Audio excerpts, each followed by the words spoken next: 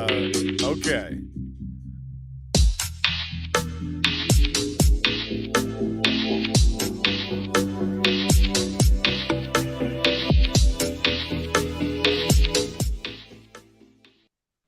Oh shit! Oh Now we're yeah. unmuted. We're now unmuted. We had to put the live, man. We had to start that bit in a minute. And also I had Have to to do do nothing but stay black. the great quote of We ain't even got to do that. Morgan Freeman. That's Morgan optional. Freeman.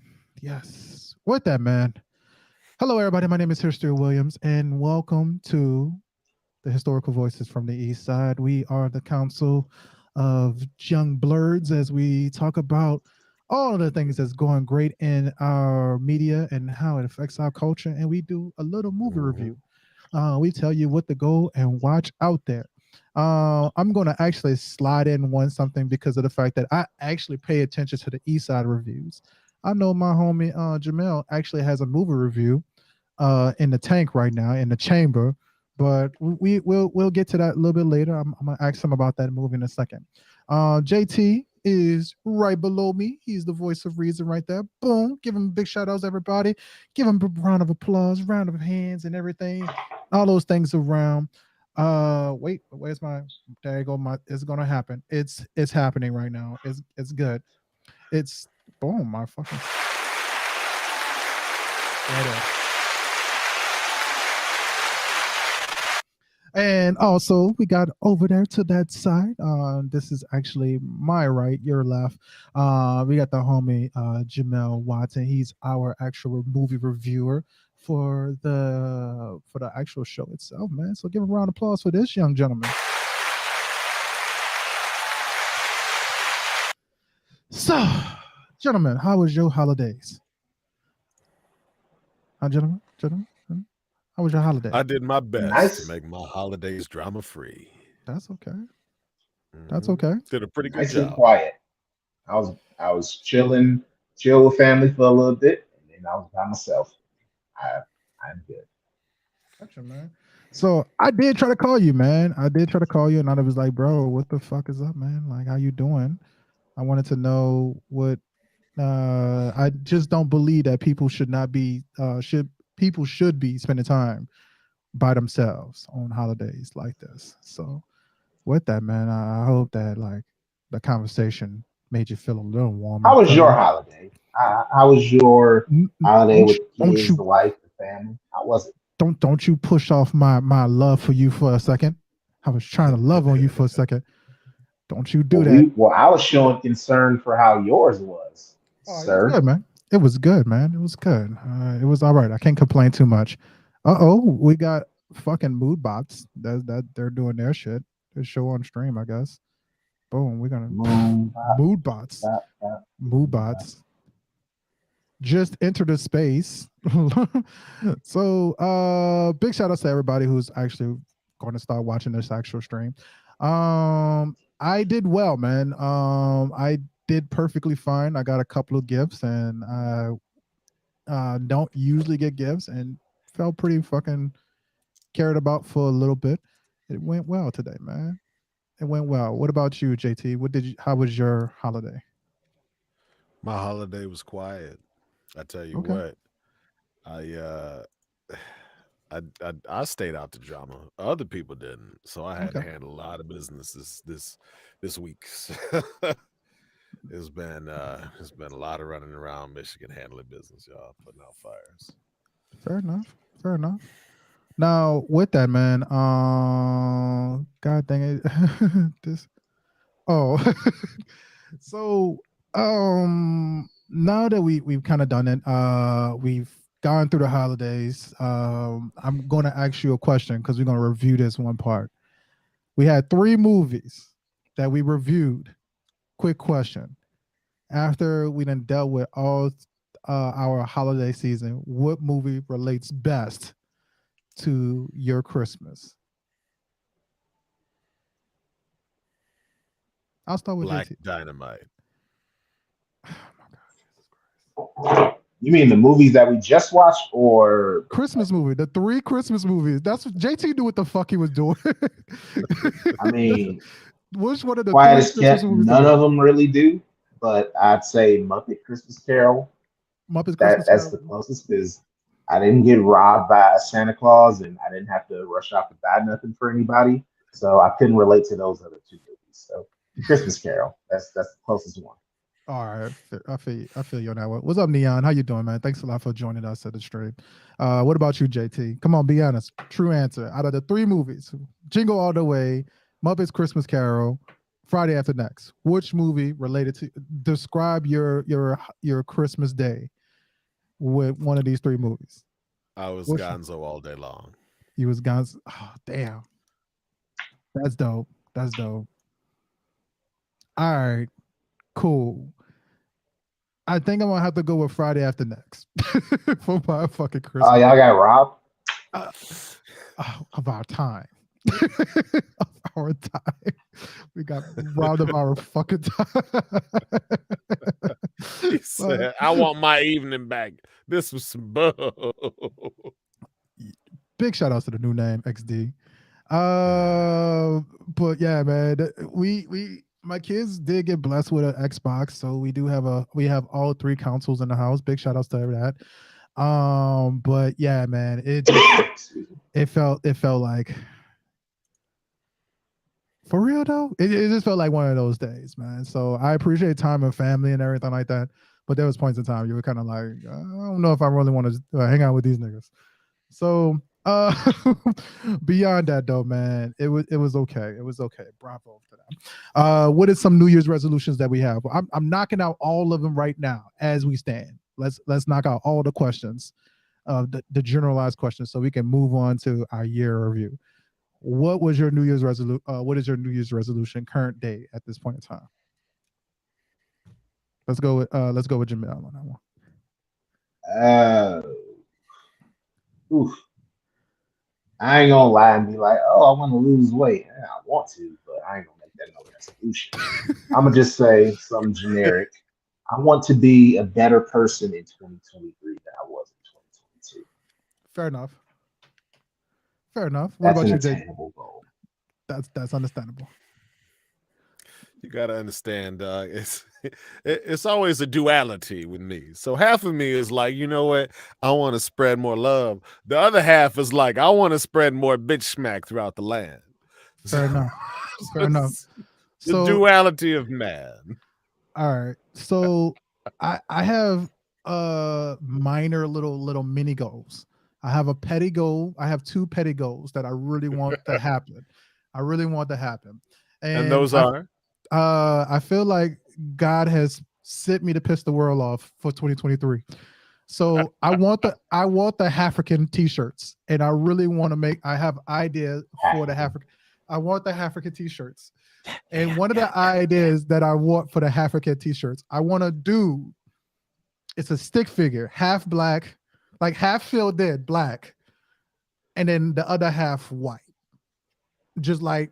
And I want him to have a fucking t-shirt on, and then it has like a half like African colors, like the stereotypical like red, black, and green, but the other half is tie-dye t-shirt. And I just want that to just be say residential African.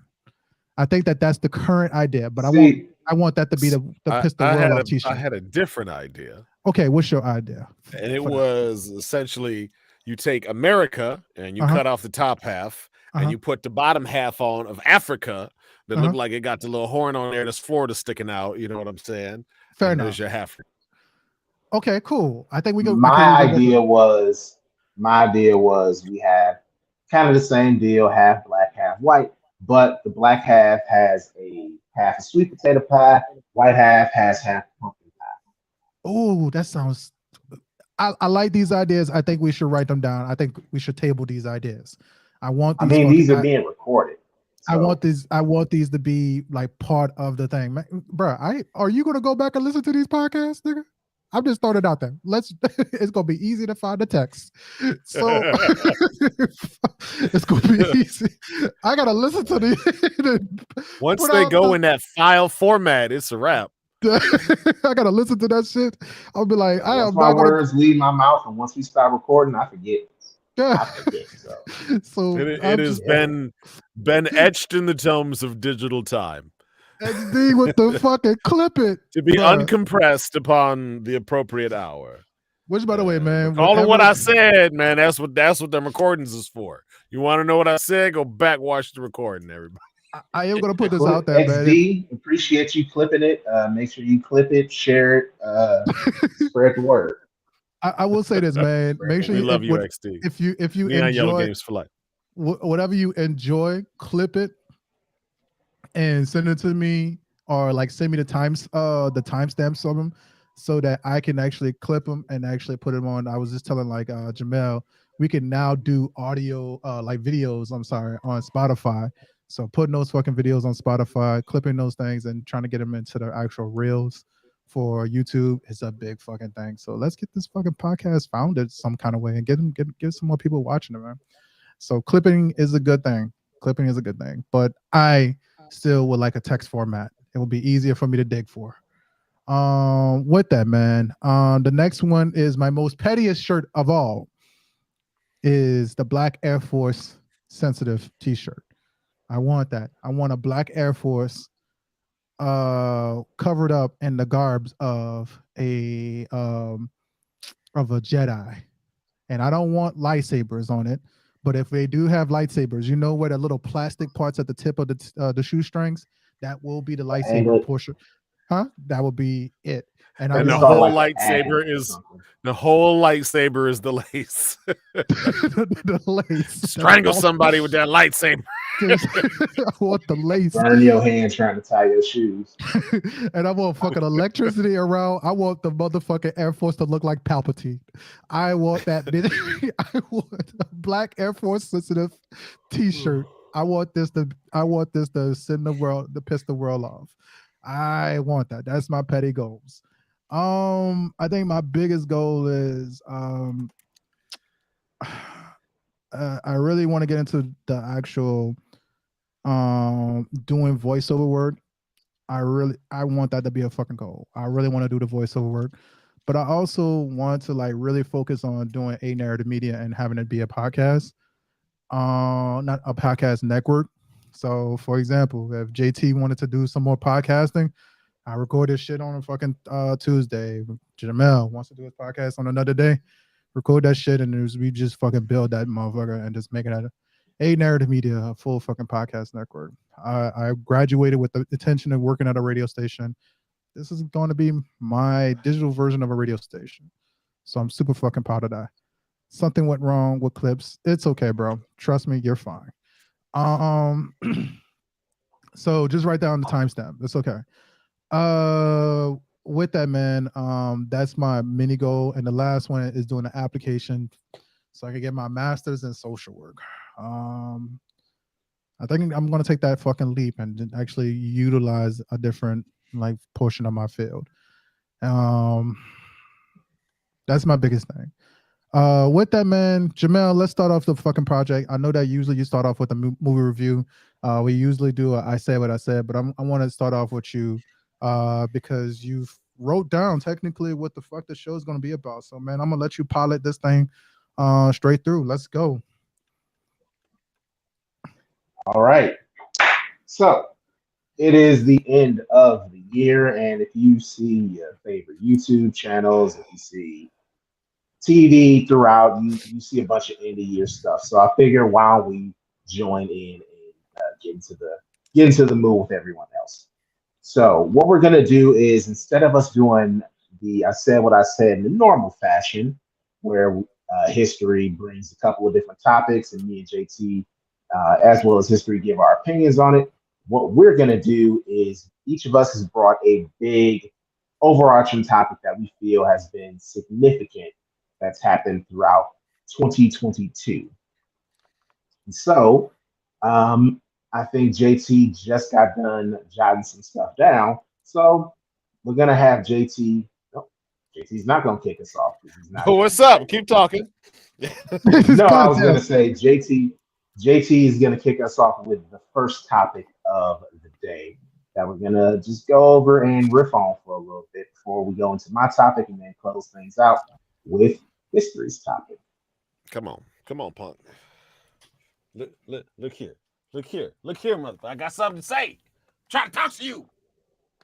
The nerve of some of these cameras, I tell you what. Anyhow, listen. My topic today, y'all. I was supposed to have a sound cue for this, but brother, been busy. Is war. Okay. One of the things that a lot of people feel uneasy about is being at a time of war. You always want to feel like you're at peace. Peace times are nice, quiet, civil, right? It's the theory, anyway. It's the theory. Theoretical. And so when you are in a time of war, you got to behave different than you would in a time of peace. And so you see people changing their behavior to accommodate the needs of, their assumed needs of society. Back in the day, being at war times meant ration lines, food tickets. You know what I'm saying? This is where a lot of voucher programs come from. Like, we got to ration y'all off, but you're going to get your food. Here it is. The rest of it's going to the army so they can fight. It's not like that anymore these days. And so when the war in Ukraine kicked off and just kept going, it was one of the most interesting, I think, things. The whole world just kind of stopped and was like, dog, for real? Russia, what are you doing?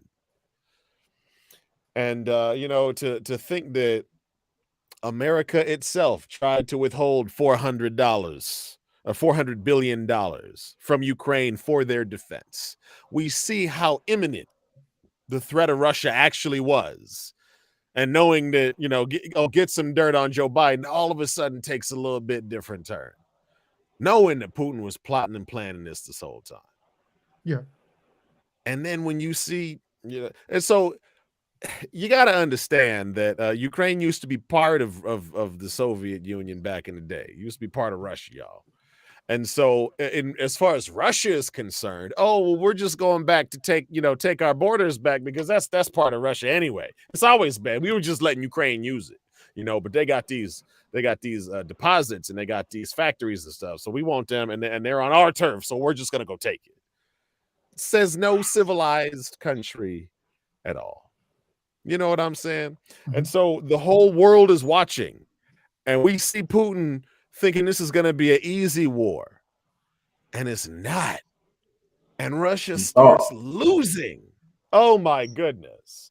And so I'll tell you something interesting about Russia. Russia loves to remind its people that it's at war with the United States. Because in Russia's opinion, who you are fighting with dictates your bracket, your level. And America is a superpower, and we are at war with America. We are a superpower. You see how that works, citizens?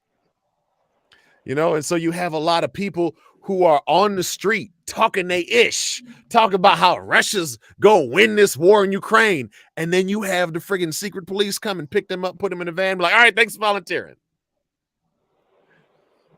It's incredible. It's incredible, y'all. Straight incredible. So this is how we get to view warfare now in 2022. And pretty much the whole world just watches as Russia invades the Ukraine completely unprompted. And of course, a whole bunch of people sell Ukraine some weapons to go whoop that ass and keep their homeland free. God dang inspirational, I tell you what. And so, fellas, I mean, what do you think that the average American's takeaway would be from the war in Ukraine? Jamel, what you think? For me, just my personal take, my whole life, we've heard or we've seen on the news, Russia get hyped up. Like, it's Russia. It's the Russian bear. It's this big, bad military. And this war in Ukraine is proven that Russia ain't it. And for a country that used to be the second superpower on earth, they look shockingly incompetent during this war. And not only that, it's very possible that not only will Ukraine repel them, Ukraine is going to win this war, or at the very least, get Russia the hell out of their country. And this could have a domino effect because, well, this ain't a good look for Putin. and Putin might end up being retired the old school way from Russia. If you ain't In a familiar, carpet. do a little research. Look up Leon Trotsky and Joseph Stalin, and see how Trotsky ended up. But it's just fascinating watching this because it's like, wow, Ukraine without like actual on the ground troops from any of the NATO countries, they're holding back Russia. So I think it has shattered the illusion of what Russia is. Russia's not a giant economy like us or China. Russia is, honestly, it's kind of a clown show, to be quite honest with you.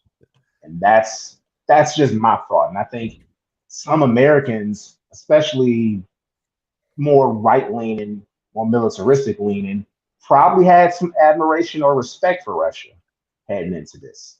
Like, yeah, that's might makes right. And we're seeing, nah, bro, they're not it. And this is the second war within the last 50 years that is just not going well for Russia. The second being, or the more prominent, was Russia and how they handled Afghanistan back in the day. So We it's just also fed the insurgents some weaponry that they then yeah. used to shoot at us when we went back to Afghanistan. Before I Oh, turn over to history, if you look up the history of Afghanistan, it is almost impossible to invade and maintain control of it. Historically, like even not just with the U.S., what we did in the war on terror, and not just with Russia and their invasion of Afghanistan, historically, it's a hard ass country to maintain control over. So that's just me. Russia, they've been exposed.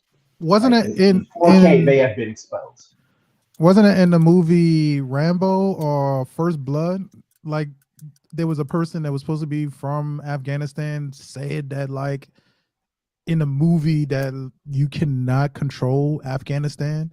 You cannot like run Afghanistan. You can invade it as many times as you want to, but the people will prevail no matter what. Yeah, it was in one of them. I know the line that you're talking about. I can't remember the specific Yeah, I can't remember Rambo. exactly. I do remember like Rambo in the middle of the fucking desert with this dude who's supposed to be Arabic, and he fucking said that to him. He And was probably just white or Italian. yeah, he was probably white at the time. You get what I'm saying though. So to kind of go off of that as a person who actually served in that and actually know about that lifestyle of being in the military a little bit, I would just say that like I think we should take it as more shocking that there hasn't been a dispute where we sent out soldiers itself. Because even when I was in basic training, we are allied technically with South Korea, and they were training. They wound up switching our training when I was in basic training for North Korea, and that was because of the fact that they had a few firefights at the wall separating North Korea from South Korea. So it surprises me that like there's no conversation about it as much, but also that conversation may have happened, but amongst the soldiers themselves. I would also say the same thing happened with Egypt as well. Coincidentally, if you know anything about I don't really take my kid's name out loud or my personal family names out loud, my name out loud on an internet for specific reasons. So I prefer the History Williams for a reason. But my daughter had a coincidental name. Let's just leave it at that. And this is during the time that I was in the army, and this is before they had an announcement that this group exists. So with that, yeah, exactly. Before this group exists, and so we named my daughter based off of something else, and this group exists.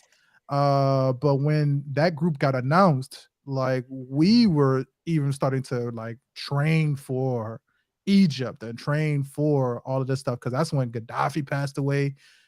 That's when Arab Springs happened. All that stuff is happening. So we were starting to train to That's go more It's generous northern. to say that he passed away. It is I don't very want to it is interrupt very you, but generous. Yeah. real quick, and I did not realize I did this when I was in college. I showed the video of them dragging Gaddafi off to eventually get executed, where he was getting shish kebab Gaddafi. repeatedly. Gaddafi, yeah, it was. He was I getting did not Gaddafi. realize. I did not realize what I was showing in class. I was half-assing it, and I'm just like, oh, this is like the actual hardcore video of Gaddafi getting fucking stabbed. So yeah, whew, he got stabbed on his way to an execution. That is But messed up. that's the thing though, like, But you know, the crazy thing about like and this is kind of one of the reasons why I loved fucking media ecology, bro. And I love my undergrad. I don't regret my undergrad degree, even though I feel like I'm actively not using it sometimes. But I love the idea of when I got my when I was when I was in grad school and towards the end of undergrad, that I started learning about things like Arab Springs. I started learning about like the effectiveness of social media and media in getting these protests started, getting awareness of these particular things. Like, we would not have a lot of these things if it wasn't for Facebook. Think about it like that. We would not have seen that Gaddafi execution if it wasn't for fucking Facebook. We would have not know what the fuck was going on if it wasn't for that, because of the fact that it just People would happens. not know that the earth. They would not know that the earth was flat if it wasn't for Facebook. People would not know that vaccines kill if it wasn't for Facebook or cause autism or whatever else have you. I get where you're trying to go with it, but you would have not known it at the rate of speed, and it would not. That goes into something I'll talk about later. Keep talking, Mister. Well, I'll let finish what you were saying. Oh, well, the whole point about that is how Facebook was actually used by Russia, and Russia is essentially their cyber army arm. They got like a CIA branch, and all they did was they went to war with other countries by attacking them with bad information. And so because of Facebook, because of Twitter, mostly Facebook, these stupid ideas are given more platform because of the algorithms that are designed to just simply promote whatever is getting clicks. And so Russia is largely responsible for a lot of the anti-vaccine information that you have out there. They're largely responsible for a lot of the voter fraud stuff that you saw. Rudy Giuliani said he started up voter fraud because he saw a meme on Facebook. So he opened up a lawsuit because of a meme on Facebook in one of the states. You can't make this stuff up. But just because of friggin' Facebook, you get the Gaddafi video out there because it's given a big platform to everyone. And it also does the same with misinformation. That's all I'm saying. Yeah, it does do a big job with like misinformation, but like social media has done it's done damage and it's done wonders in a lot of ways. I will actively say that. Like, I can actively admit that social media has destroyed people's careers. Like, I am against the fact that Kyrie Irving posted the shit about like the Hebrews and Negroes. Even though it was a post, it was still actively supporting something. Like, think about it like this. Jamel, you reviewed Morbius, right? Right. Okay, so did you share a link of Morbius as soon as it came out on Netflix? Nah. Yeah, cool. You get my point?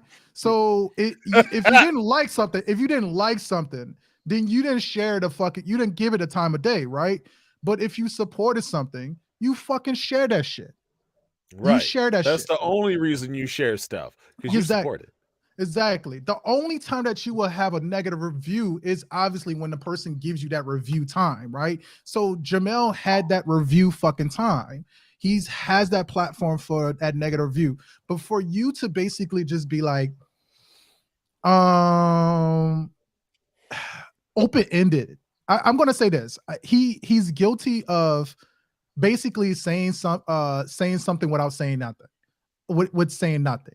And he should have said something with the caption. If he would have put up like, man, this is trash, then he would be a lot more innocent in a lot of ways. But because of the fact that he was like, well, I'm going on my spiritual journey and I'm looking for this particular thing, it made it fucking worse. It made a situation worse, and it's basically saying that what he was saying is holding true and is holding glue. It's so the platform has done damage, and I will agree with you, is given a place for people to say some dumbass shit and do dumbass shit. But it also has given places where we can actually utilize it for journalism. We can use it for protests. We can use it to be able to get ideas to kind of coagulate a little bit better.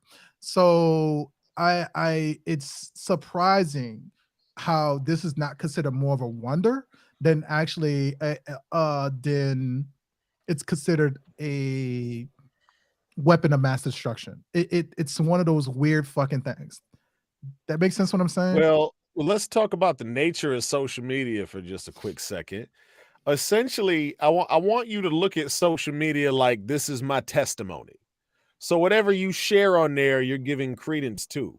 So even the fact that you don't agree with the documentary that Kyrie Irving posted, you still know its name. You still shared its name with the viewers. Mhm. I honestly don't think that documentary is worth checking out.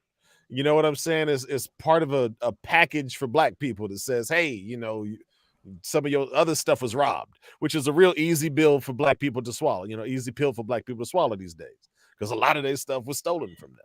Yeah. But what it's pretty much doing is giving your testimony on social media to whatever that may be. And I think one of the worst things people do is use social media like it's their friggin' diary. Because you out there complaining about everybody and talk about how you're the only one who's right, this, that, and the other thing, and nobody, you know, pay no bills but you or whatever, and you still be going to run hustles to get your nails did or whatnot. Like that's not what you're doing. Because when you put it on social media, you're making that your testimony.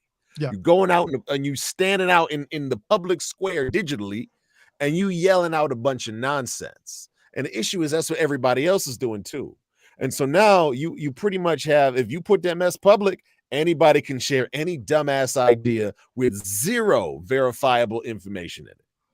And that is the downside to social media. Now, what social media is great at doing is connecting people. You know what I'm saying? Like when you post pictures of your kids, the grandparents can immediately see them on Facebook. And then you don't have to go sending them to everybody. You don't have to send out Christmas cards. You can post that mess to Facebook, be like, Merry Christmas, everybody. Here's the nicest picture I took on the 25th. You know what I'm saying? So it's got its uses.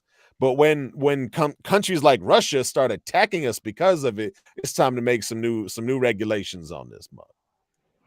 So and I'm gonna write a poll real fast on Twitter real fast as well. It's gonna be on other platforms later. Do you use social media as a diary? Before so final thoughts on the subject, on the grander subject. And I like where we went, using the war in Ukraine kind of to springboard off into a couple of different directions.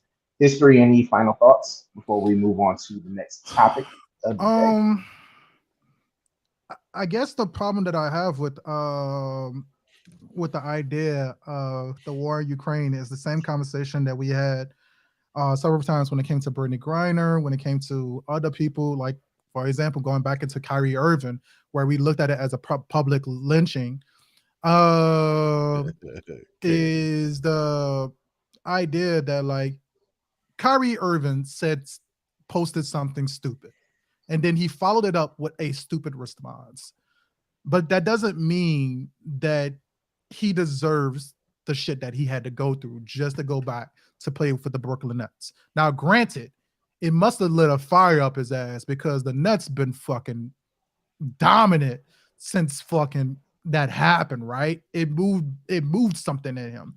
So I guess if that's what's gonna make the Nets do better, I guess. Listen, I'll tell you why. They also got a better coach too, and they got a better coach since then. Yeah, I'll tell you why though. If you play basketball good enough and you get enough endorsements and enough money, you can say whatever the frick you want to say. Can't nobody tell you nothing. So if Kyrie come home, bring home a championship, he can talk whatever mess he wants to after that. Yeah. He's also playing for a new contract because this is his final contracted year in Brooklyn, and he also endangered some of his Nike sponsorship. So he kind of playing for his life. It's not quite Kobe during the whole rape trial when he was balling out of his mind, but he's playing for the rest of his career. JT, do you have any final thoughts before we ship off to the next topic? Well, you know how they say the enemy of my enemy is my friend. I think, a lot of us have a common enemy. And I think I want to encourage people to go out and find your enemy's enemy and go make some friends, y'all. It's time to have more friends. And you need to know who's against you, and you need to buddy up with other people. And I didn't get to finish my statement on it, but I just think that like it's outlandish that like we're focused on Ukraine, and I get the I'm not saying that Ukraine is not worth it.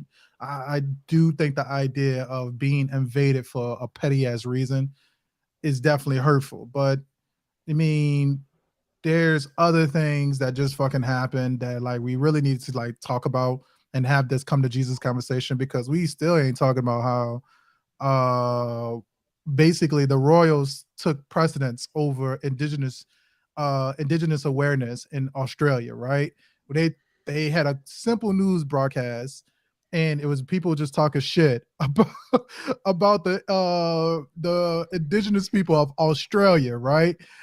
And because of the fact that they did not believe that they should be like pushing off their day just because of the fact that the queen had just passed away, right?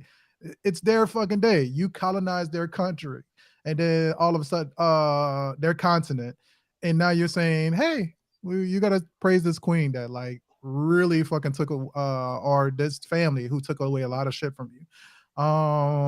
There's still modern slavery that's going on in places like Africa and Southern Europe. There's the idea that we had to basically vote to say that slavery is illegal in 3 states this past election. Well, history, you are stepping on some part of the topic that I'm going to cover. Oh, okay. About to say, I apologize. Furthermore, I don't see why you say, I don't know why we talk about Ukraine and we got other important stuff. Negro, you got your own section of stuff to talk about. Let me talk about my section. Well, raggedy. No, I was that's how you started the whole segment. Go back, listen to that shit. You sound raggedy as a bug. Go ahead and click that. Go ahead and click that. I was trying. Did history sound raggedy when he started talking about how he didn't make his point? I think so. Well, no, I was in the middle of a point, and then like you kind of chimed in on it, and then like it kind of took it off, and he was like, "JT, what do you have to say?" Go ahead. Speaking of next topics that we're going to talk about in this section, and not jump around history. Okay, go ahead. Do your thing. I feel that pettiness that just came out. I feel that pettiness. Anyway, go ahead. So you mentioned some voting that happened. This year was a midterm year, and historically, midterm years never end well for the party that's in charge of the White House. If Democrats in charge, you can usually expect a lot of Republican victories, and vice versa. And Joe Biden, not exactly the most popular, like he ain't at Trump levels yet, but his approval ratings were in the 40s. We were heading towards a recession. There were a lot of problems going on. And this year, people were expecting, what were they calling it on the news? A red wave. Just the House, the Senate, both going towards the Republicans. And there were a gang of other races across the country for various rights that were on the line, because this past summer, the Supreme Court overturned Roe versus Wade, putting in danger a lot of reproductive rights that have been fought for over the last few decades. A lot of crazy ass candidates were up for elections. Out here, we had Carrie Lake, who was the female Donald Trump. In Michigan, y'all had Tudor Dixon. There was a lot going on. And I'll put this out there from our little group chats that we have. I was concerned, like, ooh, this is not going to end well. But something happened. Didn't quite go that way. There were a lot of races that did not go the way that analysts were thinking. And a ton of these election denying, conspiracy theorists, outwardly horrible people, they lost. The one out here in Arizona, Carrie Lake, she lost the governor's race. I Can't Talk Right, aka Herschel Walker, lost in Georgia eventually. And to me, it showed something very fascinating. It showed that America ain't quite as stupid as we thought. We ain't quite as fucked up as we thought. And it's also showing that 45 Tangerine Man is losing his grip because there is a new challenger on the horizon. And so for me, seeing not just the results, but seeing a lot of rights get solidified for women, things like interracial marriage that getting protection over the last few months with the elections, that's given me just a small smidge of hope because I don't trust America to do right. What evidence do we have that they're gonna do right over the last 5 years, over the last decade? What America can do wrong, America does wrong. But this election gave me just a little bit of hope. We're gonna start off with JT. What are your thoughts on the politicalized year that we have had here in 2022? Midterms, Well, before, after. What are your thoughts? First off, I wanted to touch on a point you had made earlier that the midterms are generally not favorable for whatever party is in the White House. Do you know why? Elaborate. So there's this turtleneck motherfucker named Mitch McConnell. Mitch McConnell was the Senate Majority Leader for a long time. And this piece of crap decided that he was just going to rule from his little, sixth in the country spot or wherever he was. Mitch McConnell found out that you could completely stonewall a president's agenda. And then you could go to your constituents and say, hey, look, this president can't get nothing done. We need other people in the White House who will get things done. Vote Republican. And that shit actually worked, even when they were the ones stonewalling. So I think part of what's happening right now is Republicans, especially ex-Republicans, people on the right, they're figuring out what the Republican game is. They're figuring out that conservatism is not actually, the God and country stance that they thought it was. It's actually more of a fascist feel to it. You know what I'm saying? So a lot of these faith and flag conservative folks, who think that America is a godly nation, and America is not a Christian nation. Godly and Christian can be two different things, y'all. But America was not founded as a nation for Christians by Christians, as a lot of people on the right seem to think. That's why you see folks going around with them coexist bumper stickers. Let me tell you, when I was a kid, I hated them bumper stickers because I was like, a lot of them people want us dead. And then I got older and I was like, man, if a bunch of Christians would shut up and actually love people like they were taught, the world would be a better place. And it's kind of the same thing. When the devil finds some raggedy Christians, he can go over there and he can try to stop you from doing anything. He can stonewall you. And then as the accuser, he can go be like, look at this, man. These Christians ain't doing nothing. We need somebody different up in here. Exact same way. So, to see the Republicans doing this thing, it is clearly demonic. It is absolutely fraudulent because they are the ones who are the obstruction. And all we got to do is flush them and we can actually pass some new laws that matter. The other thing Mitch McConnell did was he refused to bring bills to a vote. So when he left office, he had 400 plus bills he refused to bring to a vote. And now we have a problem called the filibuster. So before the Senate actually votes on a bill, they got to vote if they're going to vote on it. How the hell is that any different than voting on a bill? So anyway, this is some of the reasons why the midterm was not the red wave that people thought it was, because folks are getting wise to the actual problems in Washington. I think people are actually seeing it. And after everybody on the right bet so heavily on Donald Trump, minus maybe, I don't know, 2% of people who are actually in Congress, everybody bet so heavily on him. And now we find out, oh yeah, he absolutely had previous knowledge of, what he was doing with January 6th. He absolutely was trying to defraud America by consciously lying about the ballots and stuff. You just can't support that when you know you're getting lied to. And that was the bread and butter for 4 years, was you getting lied to. I think a bunch of people on the right got sick of it. And they started wondering, hey, where's actually the people who represent me? Because only people who was running around in Michigan was the folks Donald Trump put his little seal on, and they basically swept the primaries. And I actively went to go vote, and I voted Republican so I could vote against all the crazy yahoos that Donald Trump was trying to instill, which would make his return easier. So I think a lot of people are absolutely sick and fed up of what's going on here, Jamel. And I'm really happy to see it too. I'm really happy that this midterm was the highest turnout for midterms we've had, because we cannot let one election go by without voting in it. We can't, especially as black people. When black people go vote, whatever they vote on happens. We are such a big demographic, but we're not out there voting.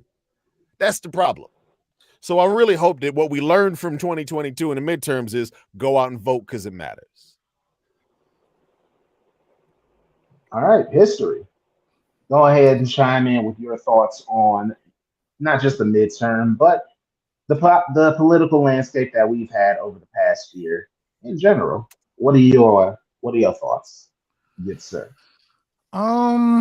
So there's a couple of theories on why the president loses the midterms, and one of them obviously is that like people get tired of the president by the time the 2 years are done. Think about like the idea of like what happened with Kamala. I was about to say Kamala Harris. And then also think about like, you mean Joe Biden being sick and all those other things. So people got sour on a lot of things. I mean, he had a really low turnout, like a low approval rating. He was like at 40% or something like that, or maybe even a little bit lower than that. So it was surprising that he got to that point, and it wasn't because of the fact that Joe Biden was a good president is the reason why we won. We kind of maintained, I guess, the House and during the past midterm. Another theory is that people just think that we won and we just forget about the midterms. We do the big thing, and then realistically, more people who are conservative, they go and they vote despite the fact of that. So the theory is basically saying that like liberals are lazy, and that's not necessarily true neither. So it's very tough. But I would say that this political landscape has largely been a war for the aspect of rightness and not necessarily for what is right. If that makes sense, what I'm about to say. We are so hell bent on the idea. You mean for what is right, not what is right. For Yeah, the right to dictate what's right, not what is actually right. Yeah. So like one of the things. Crazy. Yeah, That's heavy. That's yeah. So like one of the things that is that's coming back up is about well, one of the things that came up this past time, which was in like June, was abortion laws, right? We talked about abortion laws, and we were so hell bent. And I say we because of the fact that collectively, this is a country. And remember, they're gonna have that one person that said we all bleed red, and that when the lights are off, we all are black, and all these weird ass fucking statements is basically prove that we got the one race, right? But yet and still, we don't have autonomy of a female's body. So for us to sit there and say that, like, nah, man, hey, you a bunch of dudes say, nah, man, you can't have this thing happen for your body. It's it's petty. It's not what's right. It's not what's correct to the actual system itself.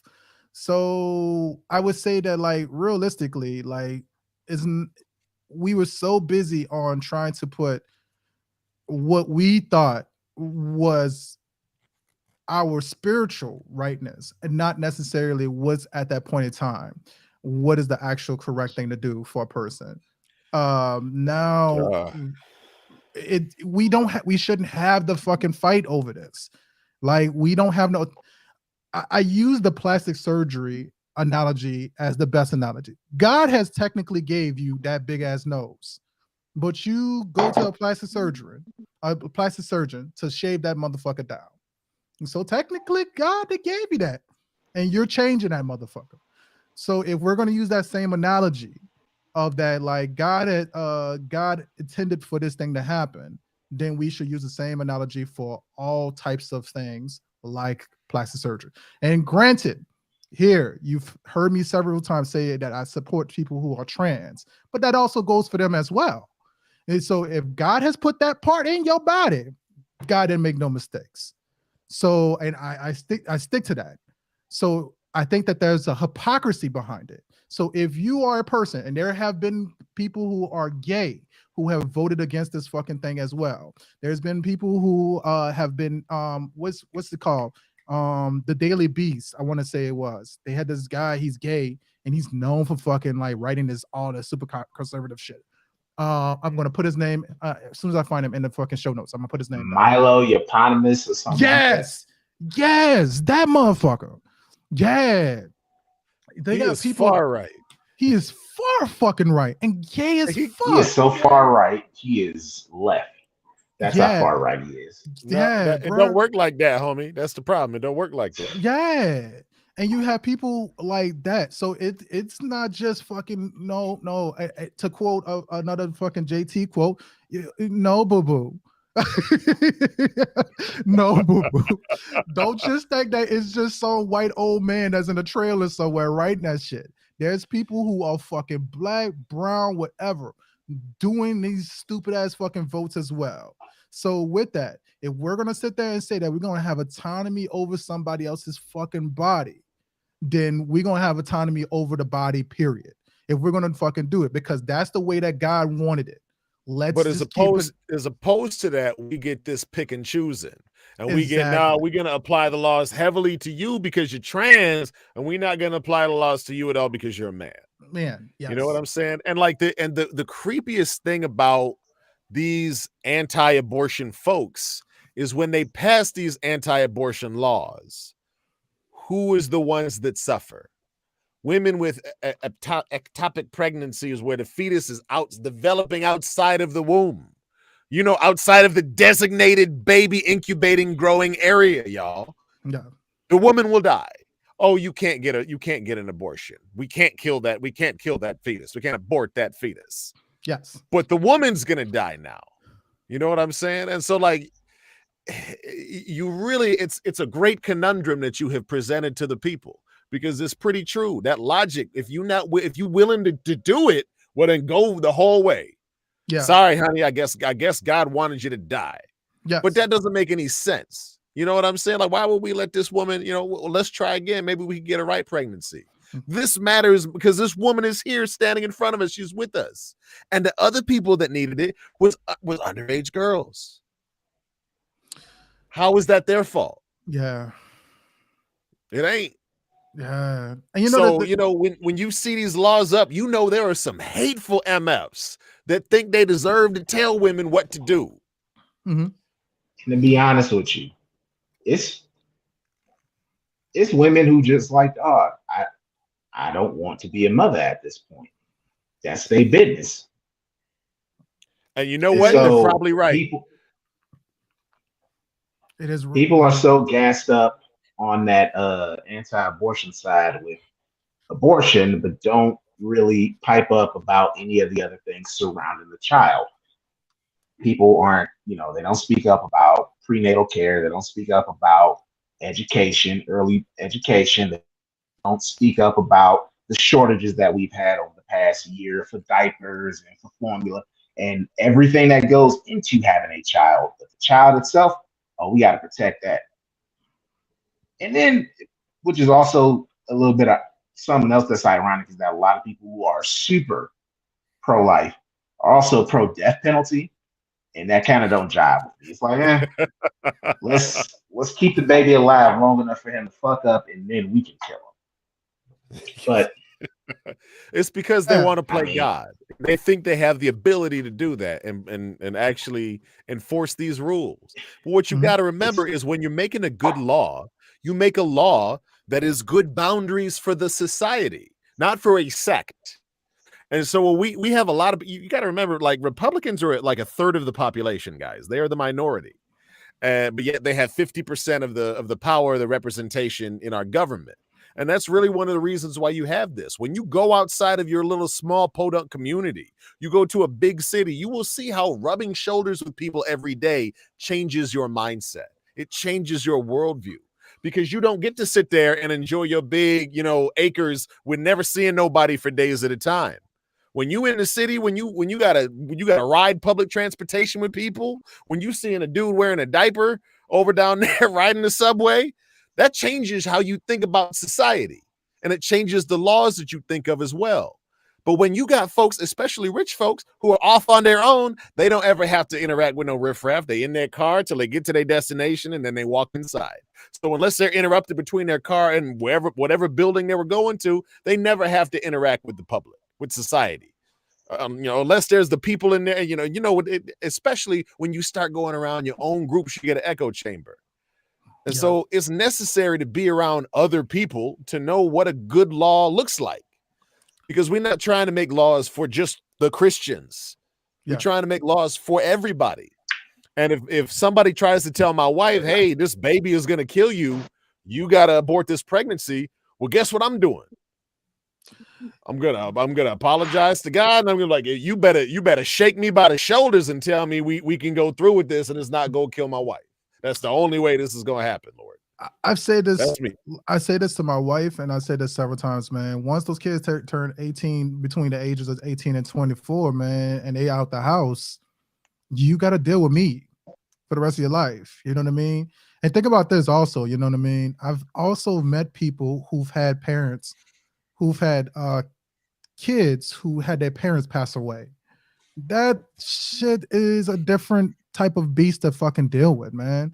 And then also, like, think about another fucking, like, I love when people use, and I'm doing it right now intentionally, when people use extremes to be able to actually defend their argument. So say, like, if mom passed away, right? A year later, dad passes away from a fucking car accident. You got to deal with that kid being in the fucking like the adoption agency, the foster home system. So now you got a kid that's in the system as well already. Statistically, if a kid is part of the actual system, that means that they actually have a higher chance of, and this part is true, statistically, they have a higher chance of being part of the being incarcerated, being on drugs, being on these other types of, like, negative consequences. Statistically, it skyrockets. Just the way it skyrockets when you have a family member who a close family member who commits suicide.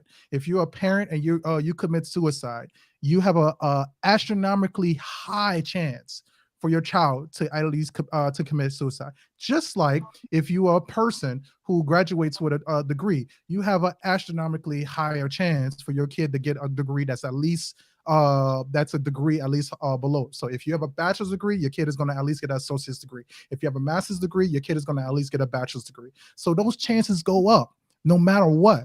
So this is even beyond the aspect of that. So for Congress, or for people in these particular chairs to sit there and say that we're going to take autonomy over somebody else, that's the hypocrisy to that. There's a lot of fucking hypocrisy to that. Well, and it where do you think the hypocrisy stems from, History? I know that you are gonna probably disagree with me on this one. And I do think that, like, honestly, it does a lot of times is the main suspect is religion, is usually the actual part of it. But I'm gonna say in the aspect of like when you have a religion that is defending whiteness, it's fucking tough. I don't feel like religion in the aspect of like when you have a person who's black or brown sitting there saying that like, yo, I'm doing this for God. You know what I mean? I think that that's a less common thing. Whereas a person who is white saying, I'm doing this because of Jesus. I that's just me personally. But I'm not saying that that's the correct answer. I do hear the more that's my common experience is when I hear a person say you can't have an abortion because of the fact that like it's against God. That means that you can't have an abortion. They Yeah. can. Yeah. And that's what a lot of people miss is that personal. Yeah. Yeah. So that's the part that I would say. The same thing when it comes to like gay rights. It's an abomination amongst God. And it's like, but is it though? You know what I mean? It's like shit like that. You know what I mean? I mean, it's I think it's hilarious that we don't think that homosexuality is not a natural fucking thing of nature. You know what I mean? It's part of nature. There's fucking homosexuality in a lot of fucking animals and creatures. So for us to sit there and say because of the fact that we have autonomy of our thumbs and we stand upright and we may communicate amongst each other that this thing is not a thing, it's fucking silly. So but I just don't think that like if it doesn't work for you, it doesn't work for you. It doesn't mean that it's right. It may be right. It's kind of like fucking mac and cheese. Some people like to put raisins in the mac and cheese. Doesn't mean that it's correct. I don't welcome it. I don't welcome it technically. Janet. Exactly. I don't welcome it to the Thanksgiving table. You know what I mean? But if that's what works for you, enjoy it at your house. Hold on. The historical voices from the East Side got something to say about this. Jamel, talk on this travesty before I hear one time. Yeah. Who the fuck if you find out that they put raisins in the macaroni and cheese, leave. Like there's no further reason for you to associate. You're supporting my point. You're supporting my point. No, here's the thing. Your point was that's okay for you. This is against nature. That's not okay for anybody. That's not okay for anybody. That's not acceptable. That's what you want. Is an affront. That's an affront to God. That's in the Bible. That is in 2 Corinthians chapter 15, verse 4. Don't put raisins in macaroni and cheese. You're gonna make Jesus. Bro, you gotta repeat that. Wait. Research it and research that. It is in the Bible. Wait, raisins and macaroni and cheese. I don't even want to play for that. Like for us to play with that in a hypothetical. That's just horrifying. What's the Bible verse again? 2 Corinthians chapter 15, verse 4. Chapter 15. There ain't one. There probably isn't a chapter 15 of 2 Corinthians. Point is, God, if you put raisins in macaroni and cheese, you are going to hell. Bottom line. If I see raisins in mac and cheese, I will not be quiet about it. I will ask, who brought this mac and cheese with the raisins in it? Just like that. And then when you put your hand up, I'm going to throw the mac and cheese at you. So I hope you baked it in one of them cheap tin containers, not that glass one. I'm not even going to be like, oh, well, this is some white people shit. Nah, I know white people who gonna take your ass home. Know how to make supper. They wouldn't do that. No, you got to be a thick individual to be like, I'm gonna put these raisins in this macaroni and cheese, and I'm gonna think it's good. Let's move on to. I gotta make that a poll. I gotta make that a fucking poll, bro. Is there a Bible verse in 2 Corinthians chapter 15 that says you're not supposed to put raisins in your macaroni and cheese, dog? I gotta put that as a fucking poll, bro. Before we close, go ahead, move so on. let's go ahead and any final thoughts, JT? Any final thoughts, history on politics, on midterm? Anything else you guys want to add? What the fuck am I? That's all I gotta say. I think I hit it good. All right. Well, history, now is your turn. Go ahead and take over and wrap up our final 20 with your top. Mine is gonna feel like it's gonna hit close to home. Is this, man?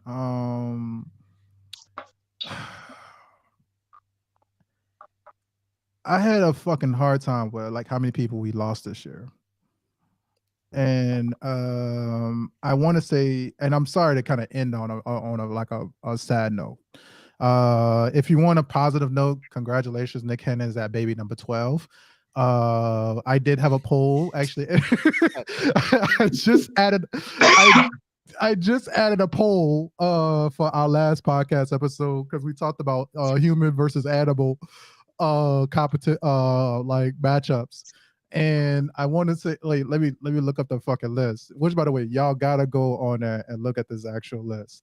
I will definitely read that part. This definitely is.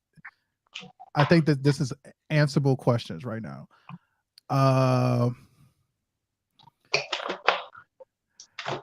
So the poll was that which is an animal versus human matchup you would like to see happen? Mike Tyson versus a black bear in a fist fight. We stated that. Usain Bolt versus a cheetah in a race. Tony Jaa versus a kangaroo in a kickboxing match. Michael Phelps versus a dolphin in a race. Jack Black versus a panda in a stair climbing competition. First one to fall loses. Tom Stoltman, which is the world's strongest man, versus a silverback gorilla in a tug of war. And then my final matchup would be Nick Cannon versus an Arctic fox in who can produce the most offspring competition. Because Arctic fox are known as the animals that can produce the most offspring with 12 to 22 babies at a point in time. You mean an Arctic rabbit? Arctic fox. That's what it's called. Arctic fox. The fox has more babies than the rabbit. The Arctic fox. I will send you the fucking link, and I will send you some actual stuff. Arctic fox can have a fucking shit ton of babies. Arctic fox can have a shit ton of babies. 22. Yes, 22 in a litter. Yes. So who will win? And I just at this point in time, with the announcement of baby number 12. I think that Nick Cannon will win, dog. I think Nick Cannon is gonna go for glory and produce more babies than the Arctic fox. At this rate, because this man had like 5 or 6 kids in the midst of like, 7 months, 8 months. So with that, man, this has been a tough year, man. We lost Twitch, we lost Jason David Frank, we just lost Pele today as well. This is a legendary fucking soccer player. We lost a lot of people, man. And RIP to Megan Thee Stallion's pinky toe. We lost a lot of things this year. That wasn't right. So history. This says that the Arctic rabbit has a litter of 15 and Arctic fox goes up to 14. But there has been known to have some that goes up to 22. There has been known to that. So I don't know. But either way, man, let's give him a handicap. Let's give him a handicap with the 12. With their longer gestation size? No. I don't know. But with that, man, I want to say that like I'm gonna be vulnerable for a moment, but I'm also gonna be very, very like honest about this. I lost my friend, and it's a friend that I never got to meet in IRL, but he's been a friend nonetheless. I've been knowing him for about 2 to 3 years, and sometimes it's tough. It's been very fucking tough. And I know that this is not a global issue or anything like that, but it's an issue nonetheless that is very important to me.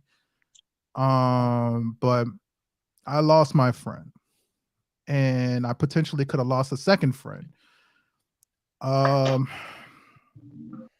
So for us to do a segment at least once a month, calling it the Salty Edition, it means a fucking lot. So I'm going to say that's the most important thing that happened to me this year. When I first started talking to George, or we know him as Grimlock or Reverend Salty, depends on what platform we go on. He's always been a guy who's tried his best to be as humble as possible, but also try to be the person that kind of makes it okay to basically laugh and joke about your shit. And it's tough with the idea of like him passing away. Because I talk to him at least 3 to 4 times a week. 4 times every week. We played a lot of video games and everything like that. It just meant a lot. So sometimes I miss my friend, and sometimes I'm disappointed at the fact that it couldn't work, that we could have kept doing this HVFE with him as well. But I will state this is that we lost a lot of people astronomically that actually affected our culture. Like I can't remember not feeling like, oh damn, the best like superhero fight will be between the White Ranger and Scorpion, Green Ranger and Ryu, Batman versus White Ranger, and shit like that. Not thinking about like how they affected the culture. And then, Twitch, like seeing him go from like So You Can Dance and so on and so forth. I just think that like we need to kind of acknowledge how many fucking people we've lost as part of the culture. I'm also going to turn this around and think about like how many productions we lost for no fucking reason. And this is a shout out to HBO Max, who was once a sponsor of this show. HBO Streamlabs thinks it still is. Yeah, Streamlabs keeps thinking that Streamlabs dropped it up at that HBO Max. Stream earlier. Elements, rather. Yeah, so I had to fix that. That's the biggest thing. Yeah, go ahead.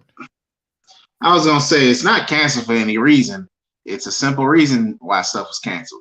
Change of leadership. Warner Brothers is going through chaos, and everything that ain't gonna make money is gonna go. So look, well, it's fucked up for some, but I'm gonna be quite honest with you. I'm just ready for all the news. I'm ready for everything to settle down, and let's move forward. Go right ahead with the podcast. Yeah, man. I'm kidding. I'm kidding. No, man, let's go forward. No, it's fine. It's fine. I got that you were joking.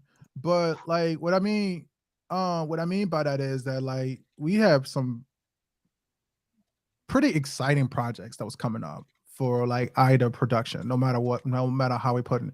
But also on top of that, like the idea that now we're going away from streaming services of what would one person consider the golden age, like the Netflix. Oh shit, we're gonna get a movie with Will Smith and he teams up with an orc to save a ferry on Netflix.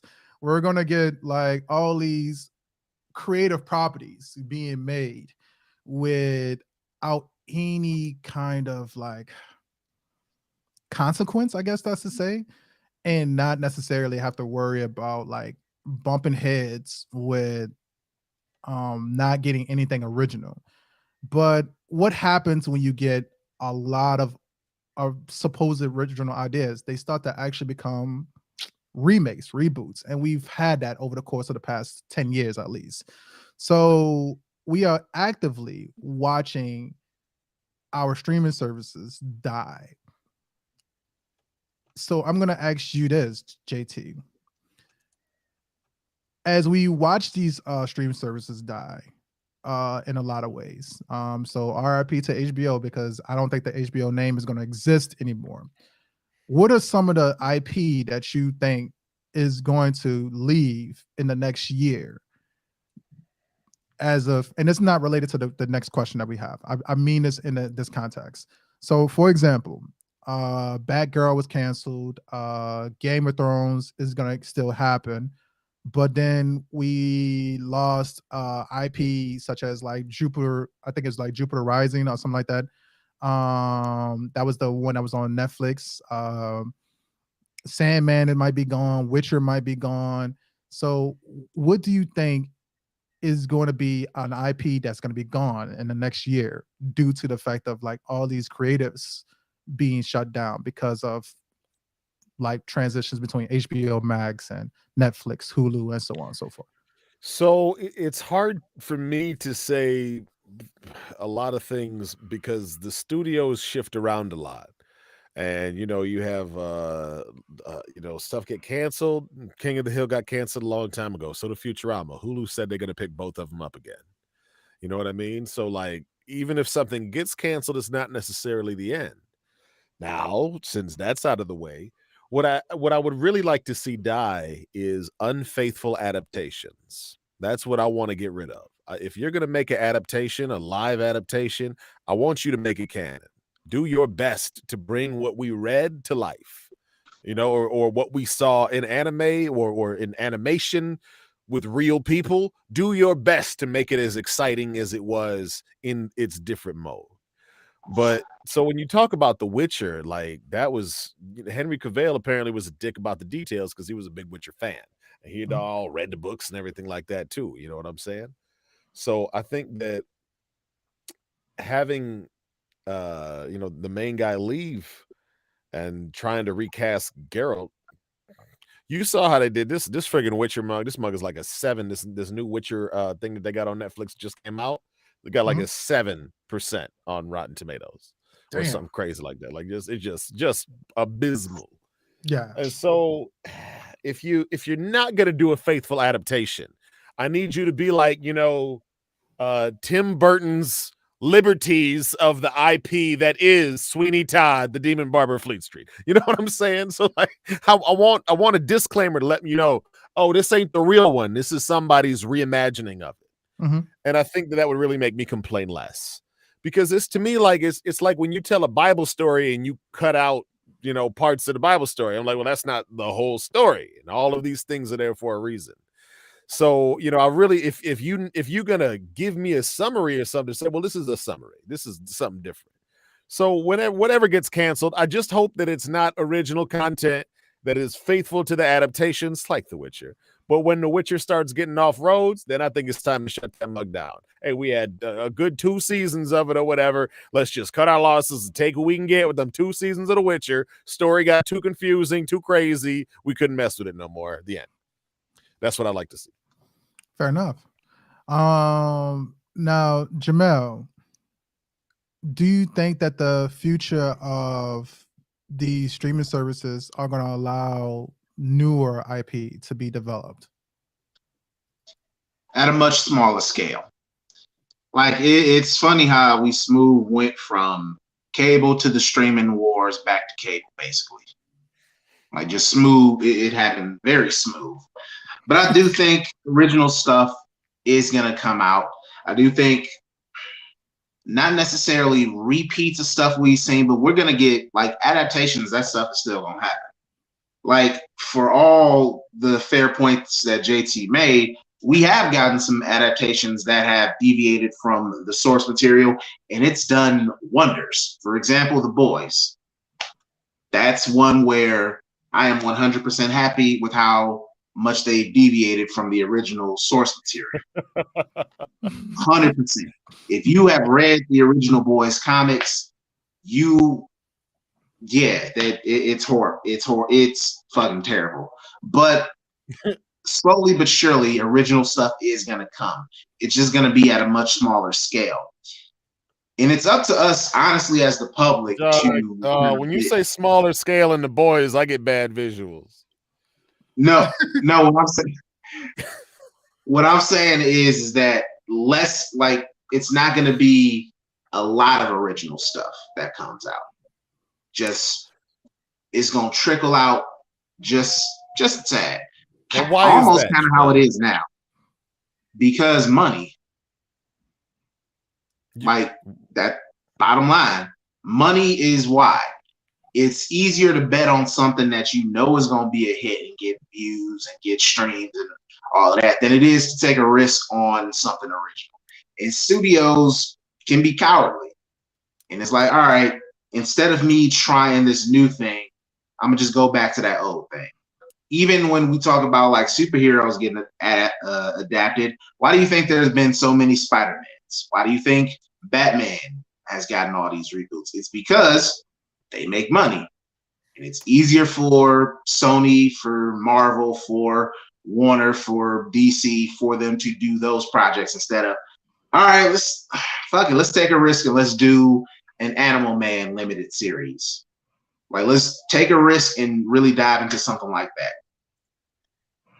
It's just a sad reality. Like, look, business is going to determine what comes out. And is it healthy for like artistic culture or creativity? I don't think so. Like, I honestly think the scale at which Disney in particular is, I don't think that's necessarily a good thing for breeding new artists and breeding new creators. I don't think that's necessarily the best thing because of how much power that they have, but it's the world that we live in. Like, that's just, it sucks, but it's the world that we live in. I mean, yeah, I guess my thing is that, like, you know, we've lost so much like IP, and you can still do DC superheroes, right? I just don't see the point in James Gunn making another Superman movie, which is the rumor. Is the very first movie is going to be a fucking Superman movie. Which, my God, man, come on, we don't need another fucking Superman movie. If you were gonna go with the Lobos movie and then just be like Jason Momoa, Lobos, let's fucking lead off the. Let's do that. You've already established this. Damn, JT got the face on. What's going on, JT? Dog, I just found something that will save me a lot of effort. Fair enough. But the history, as far as DC is concerned and Warner Brothers, the DCEU is a mess. Like, that it was a mess would be kind. It had to be started over from the beginning. Everything needed. It's like, it's this old saying wherein like a forest needs to be burned to the ground before it can grow better and stronger and new. They needed to burn everything to the ground. They needed to tear the house down all the way to the foundation, to the studs, and rebuild, because they basically built the house on quicksand. Anytime that it was a little bit, it looked a little stable, it was an illusion. And I know I kind of feel what you may be thinking. It's like, okay, well, look what Marvel did in the building up of the MCU. They use lesser known characters. That's true. But had Marvel had access to the X-Men and Spider-Man from jump, those movies would have happened sooner. They built those Iron Man and Captain America and Thor. They got movies out of necessity, out of that's the only thing that they had. So, but I think I'm not sure what's going to happen. I'm not sure what the quality is going to be. I'm hoping that things are good. I'm hoping that good directors are put in charge of these projects. I just want good movies. That's my 2 cents on James Gunn and rebuilding DC. Oh no, I don't mind him rebuilding it. This is, and I really want to articulate this. And I'm gonna say that just real quick, like, and I know, and I think you put this in our chat. You know, why is he doing Superman, Batman, and Wonder Woman? I just said it. It's that money. That S on that chest is worth money. If you're gonna that's come in, that's worth money. That's my point. Is the fact that if you're gonna come in and sit there and say that we're gonna change something new, and we're gonna do this whole different thing, then there's no reason why you should. Then there's no reason why to do a Founding Fathers Justice League movie. There's no reason. Okay, so you go ahead. You gonna say start off with Lobo? Start a whole new DC universe off with Lobo, a character that comic fans and fans of like Superman animated series, we know Lobo. We know the main man, how good of a character he is. How main man. But you know who don't know that? Jane Q and her family out in Iowa. They don't really know that. Most casual people don't really know that. You kind of need to build up some successes, then you can start introducing the weird shit. Like the Guardians of the Galaxy weren't phase 1, they were phase 2. I think that that the only problem with that logic is there is so much content to dip in. And the problem we get is there's so much Lobo content that what would they actually focus on? Would they focus on Lobo blowing up his home planet? You know what I'm saying? Nah, what we would get is we would get a movie of like 3, 4, 5 different Lobo episodes crashed together, and they would try to pick and choose bits of all of these little storylines, and we would get a half-baked film. But you also are kind of supporting my fucking. Okay, yeah. So here I am. I'm about to say I'm about to say, fucking Jim Carrey, the Day of Redemption has a hit ahead of them. Like for real. Like there's so much fucking content. You can't say that Lobo was not on Sci-Fi. He was on the fucking like the Krypton TV show. He was on Justice League, and it was a popular show before it actually got canceled. The second season was actually the hard fucking, not the second season. The first season was very tough, and then the second season, that's when people started really like watching. And it was a big fucking like actual pushback because of the fact that it got canceled. It shouldn't have got canceled when it was actually a popular show on Sci-Fi. The next thing that you got to think about is Justice League Unlimited, Superman. Lobos has been known for a fucking long time. Like Jamel, like he was there during the 90s. You see Lobos being there. So, but at the same token, going back into what you're saying, argument about like Guardians of the Galaxy, like Disney took a chance and made Guardians after of the Galaxy. They had success. They wouldn't have done Guardians of the Galaxy out the gate. No real reference to Iron Man, all the rest of these characters, and you fell in love with that. The MCU was established. The MCU itself was established. The brand was established by 2014. So they could do weird ass movie like Guardians of the Galaxy. If it were IP that's been like respected. So you mean to tell me that DC will not have the same success if DC said, "Hey, we're gonna come out with a show with Lobos"? Like, well, you know what? Black Adam is not known as much as everybody else. Hold on. Let me say something. We're gonna be able to see this in real life in 2023 because there's a Blue Beetle movie that's coming out in the summer. So we're gonna see if a lesser known IP from DC can generate buzz and hype.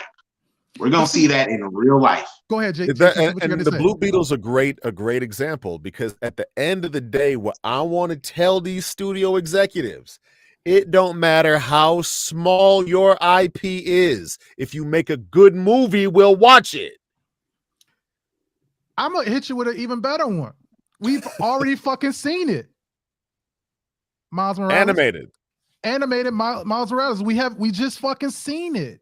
With Spider-Man, Miles Morales, it was not even showing the original Spider-Man during the fucking original trailers. You seen Miles Morales, it had fucking big kickback, and it got big fucking support. And then when they finally actually got the best Spider-Man movie. Considered, yes. Even though every time Kingpin show up on screen, I hear, "You're such a fucking hoe.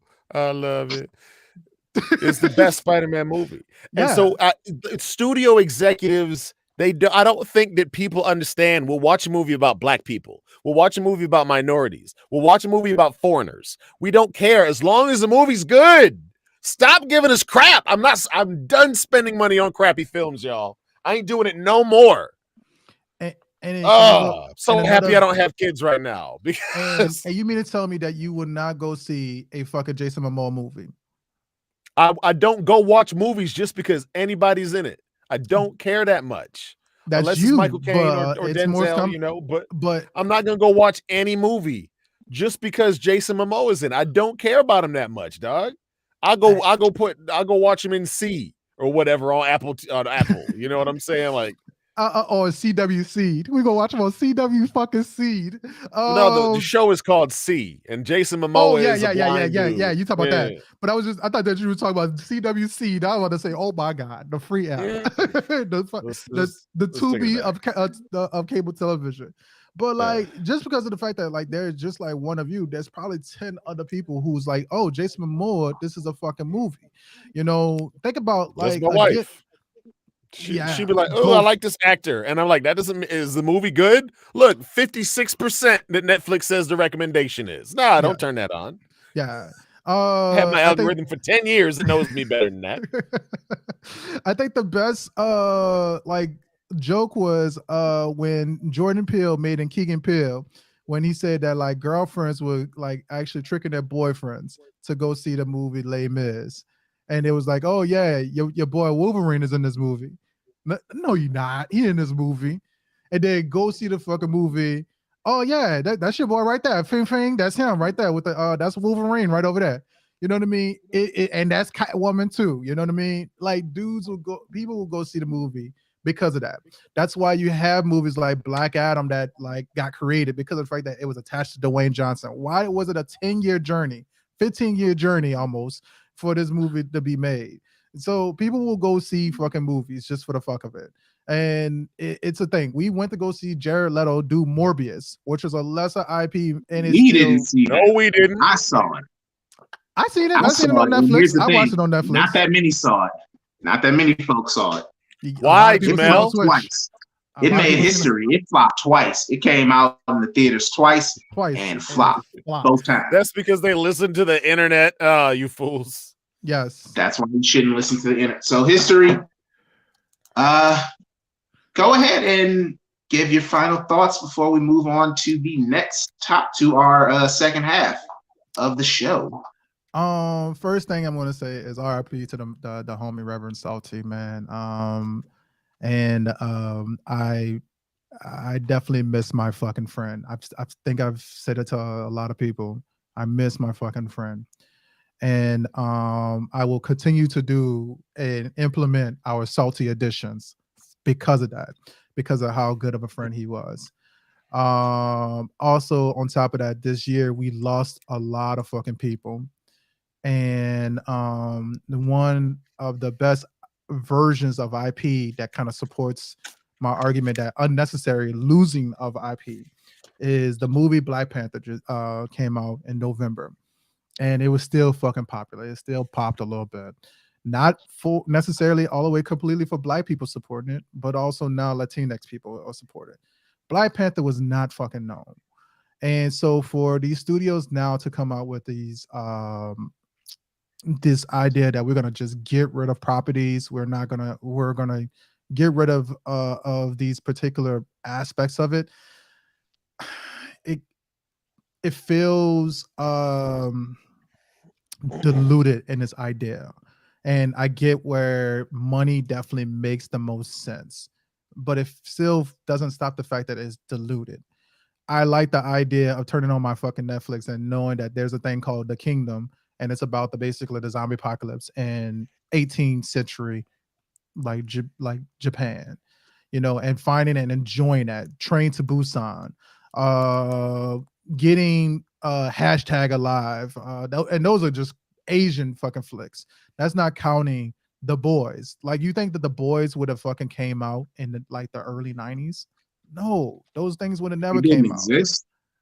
But you're saying though, like the content itself, would it have come out in the 90s, and would it have been successful in the 90s? And no, the answer is absolutely by far no. We were Clarissa Explains It All. We were Clueless. We were a lot of other things. John Tucker Must Die and all the rest of that type of stuff. We were not having a lot of creative content unless it followed the specific fucking formula of having a blonde hair, blue-eyed person basically leading it. If you had a Black person, that person was a thug. That person was not a fucking king. That person was not a protagonist that can actually change the dynamic of the fabric of a actual universe itself. You didn't have a person who was a woman lead who didn't talk to another fucking woman without mentioning another male's name and the importance of it. That's why that's why we love the first Wonder Woman, but we hate Wonder Woman 1984 because Wonder Woman never seen a fucking man in her life. But then all of a sudden now we watch 1984. She can't get over the idea of another fucking dude. But then also on top of that, we have more IP that actually be able to actually be political statements as well and freely be political statements. So with that, man, it feels diluted in this idea. I just hope that we grow and have some type of dynamic where we still allow the creativity and have trial and error and fucking content creation. With that, man, Let's move into want, the back half of yeah, the let's do show. that. Yeah, let's do that. Because we've been going for an hour and a half. Let's stop calling it a half. Yeah. I think we did a good wrap up. No, here's the thing. It was supposed to be, we probably should have timed this and just did literally 20 minutes. That would have been an hour. But we should have did a long I say what I said. Well, when it comes to I say what I said, I believe we were supposed to get 3 things that came out in 2022 we were excited about. This one wasn't. Down the second. What we were going to talk about in the second hour was each of us was going to bring up 3 things that came out this year that we enjoyed, whether it's a movie, TV show, album, video game, whatever.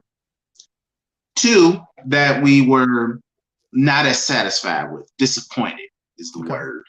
And then 1 big project for 2023 that we were going to look forward to. So, bro, we did good. JT, let's kick off with you. What are some projects this year that came out that you were really satisfied with? 3 of them that you really absolute number 1 project that came out this year was Peacemaker. The single best thing to come out of the DC universe, period, since Nolan. Damn. Peacemaker, starring John Cena, is one of the funniest shows. It's a delightful comedy of errors with a lot of heart. And you know, when he said in the Suicide Squad, I want peace. I don't care how many men, women, and children I have to kill to get it. I knew that Peacemaker was something special. And I'm so happy he got his own spinoff show because it was completely satisfying. A great time. You got to go tune into that on HBO Max, y'all. Fair. History was your first project. Oh, go ahead. You know, I was just going to get my shit out the way, Doug. Oh, yeah. Go right ahead. Was the epic video game that is Elden Ring.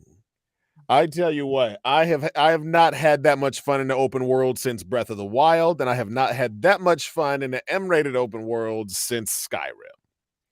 So high praise to the Dark Souls gets open with it.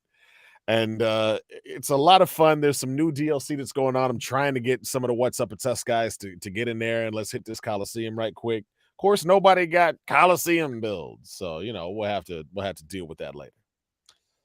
Last thing is I had to give a special shout out to Kendrick Lamar and Mr. Morale and the Big Steppers because you know Kendrick is always doing something new with his albums. He is a great experimentalist rapper, and he's out there, y'all. He's on the fringe, but I think that this is Kendrick's most whole body of art. You know, when you make an album, it's because you got something to say. And so he had like 14 tracks of some stuff to say, y'all. And he said the dang thing. So real big shout out to Kendrick for coming back with that heat. We needed it. And a lot of good tracks on there. Definitely worth the listen. And if you already listened to it, it's worth the playthrough again. Those are my top 3. History.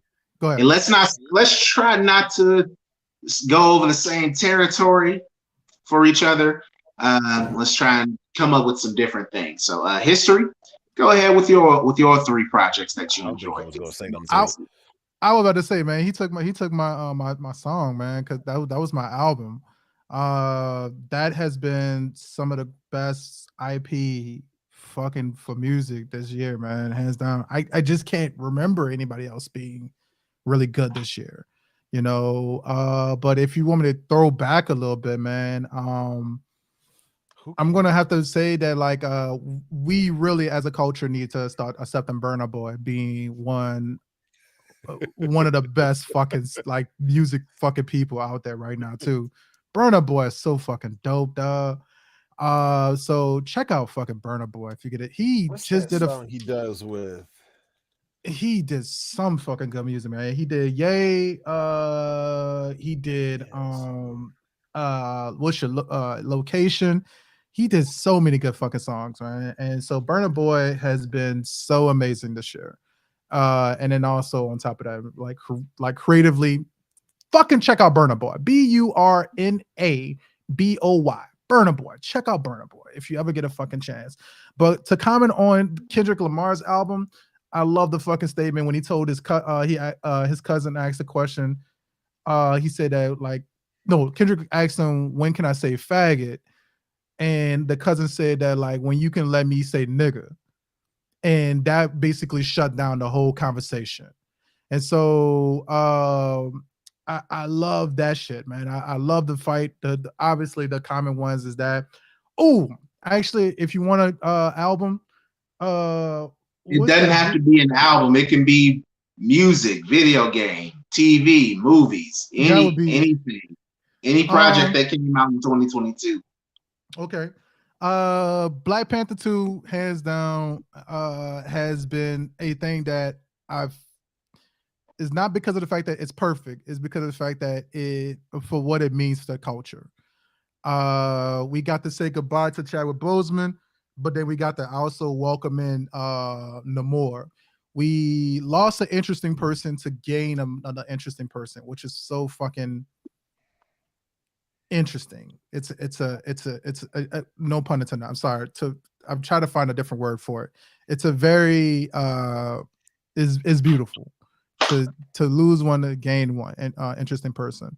And then you have a movie where you have other people who are interesting and who are important to the concept. Unfortunately, Riri Ironheart falls short in this movie, but I love Black Panther 2 for what it did for the culture.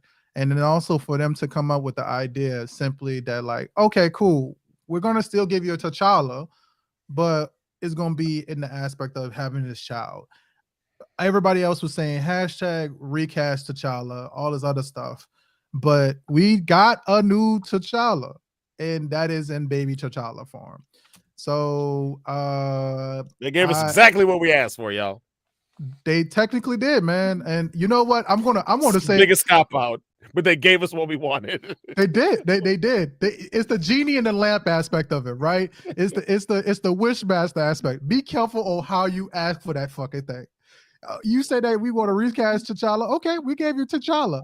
And so for them to give us baby T'Challa, I just think that it's a crazy way of actually fucking doing it, man. And kudos to Ryan Coogler and the rest of the people who had their hand into this script, because I don't know how I would have enjoyed Black Panther 2, the script that they was talking about, which is T'Challa is mourning the idea of losing his kingdom and then being gone for 5 years and losing time with his son. I just don't know how you could have did that movie and then also introduce Namor. Any dude would have been like, dog, wait, you mean I missed the diaper stage?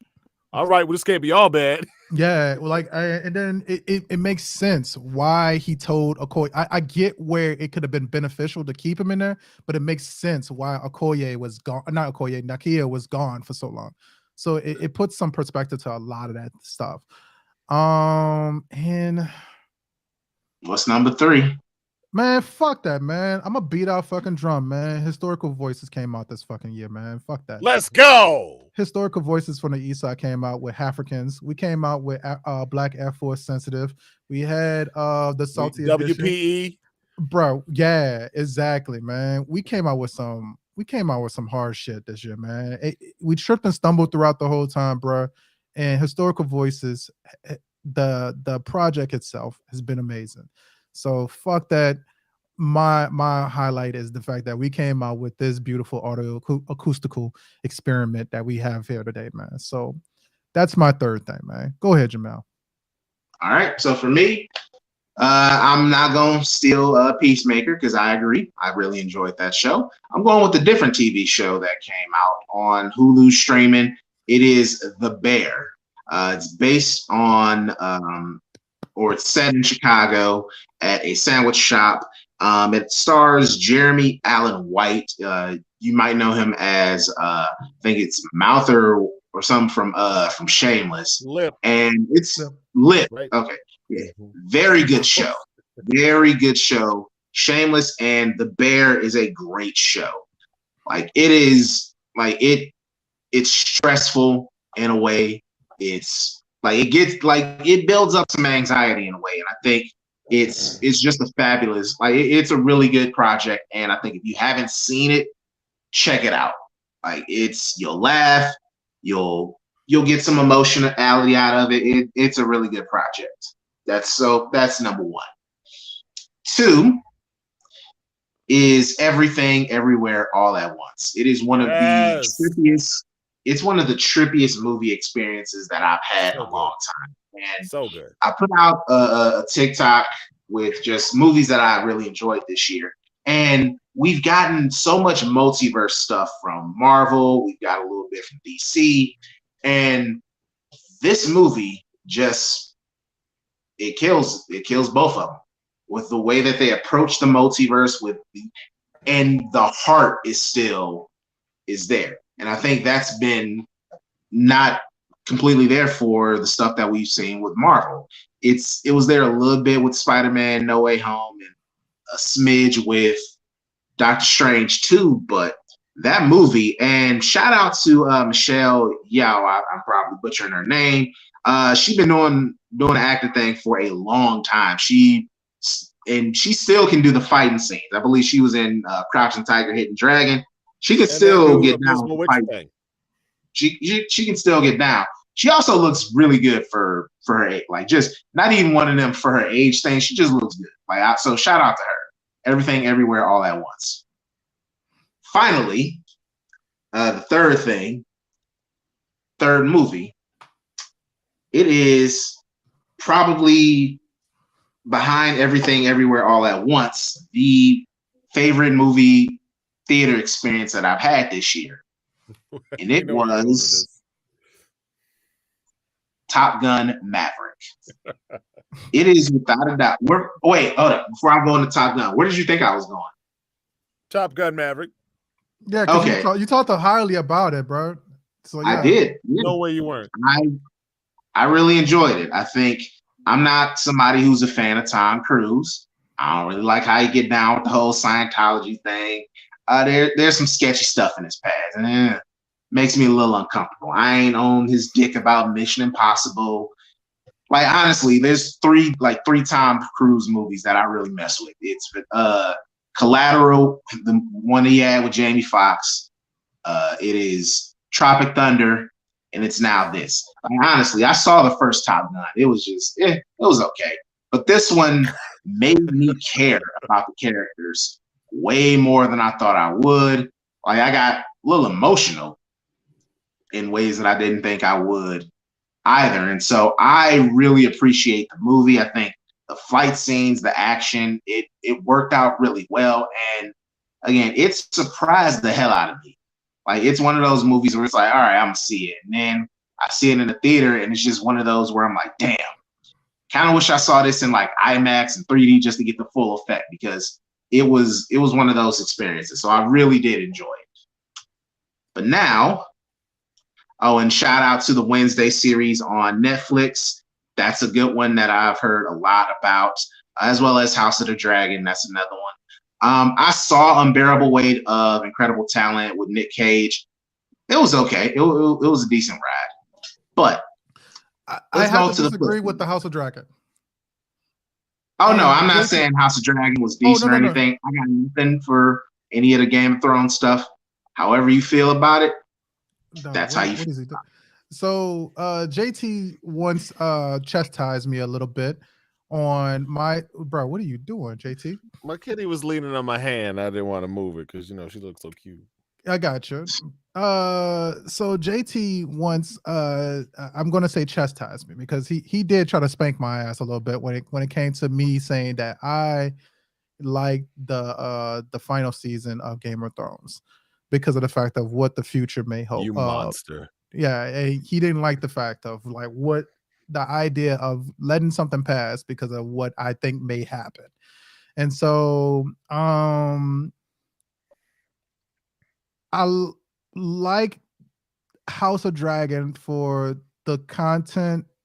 I don't like the House of Dragon for how much fucking incest and how much like fucking of kids is happening in that show. I don't like that. So it was it was a hard fucking watch for me.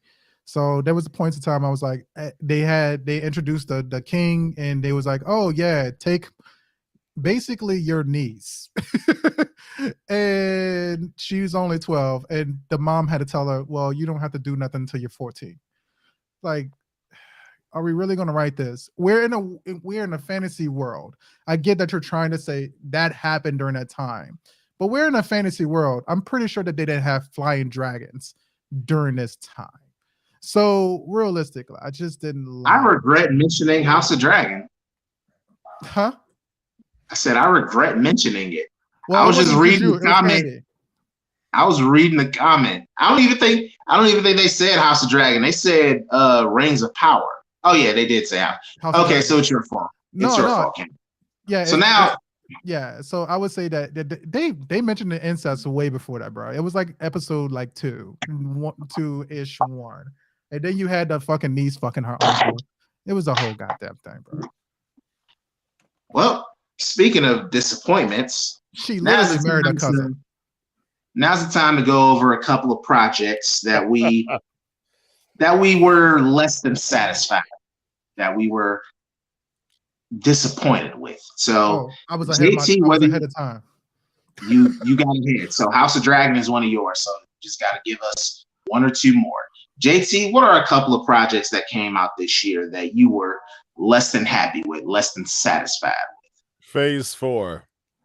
Oh my god. Hold on, I'm not done. I also wrote down award shows. Bro, you sure it wasn't a hit? Mm-hmm. And you know what? I'll be honest, Candy. I thought that Lord of the Rings was a little weak. I really got bored between the third and second to last episodes. Yeah. And the final one was like, ooh, big twists. And like the entire time I'm watching with my wife, I'm like, oh yeah, so not Gandalf. From episode 1, bro. From episode 1. I was sitting my wife with that the whole time. And so like for them to string us along so stupidly is honestly kind of dumb. Like I think they really should have just told the one story, tell the other story. But they wrap up all this ish and like, who is actually who? Well, if you told the fucking story, we'd know, wouldn't you? Right. You see what I'm saying? Candy? You're exactly right. Candy said, it's all good. I'm all about Lord of the Rings. Wish they had the source material for real. Come on now. Like that is just, yes, the source material matters. Don't worry about that part. Yeah, I agree with that, man. I definitely agree with that. Go ahead, Jamel. So history. So JT, any more projects that didn't satisfy you this year besides the entirety of Phase 4, and then of course award shows in general? I mean, you know what didn't satisfy me was midterms, honestly. I really hoped that everybody would be as passionate about them as we are, which is middling, but enough to go out and vote. You know what I mean? And so I just want to get like set a fire up on the people. You know, if you vote for people, you could have got more money during the pandemic just to stay home.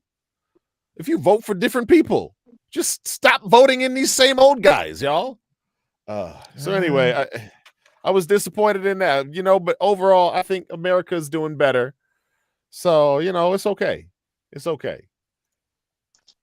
All I'm right, gonna go with those history. three. History. What pieces of media disappointed you the most? Let's stick to about one. You've Media. already gotten your house. You've gotten your House of Dragon stuff going on, so you can drop one or two more.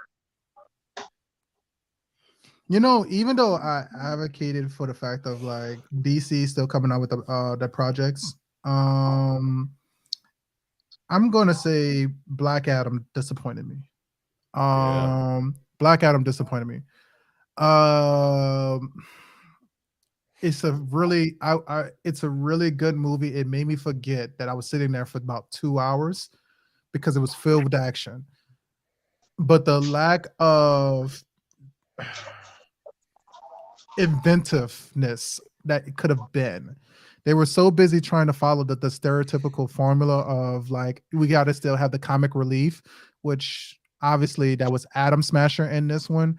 The relationship between Atom Smasher and Hawkman, you know, the whole we're going to talk about this later like thing that happened. Atom Smasher was completely useless throughout the whole fucking What did he even do, bro?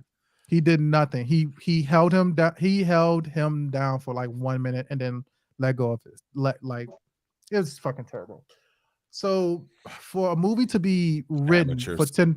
for 10 to 15 years, right? For this movie to be a thing, an idea, some type of like constructive entity, you should have brought it.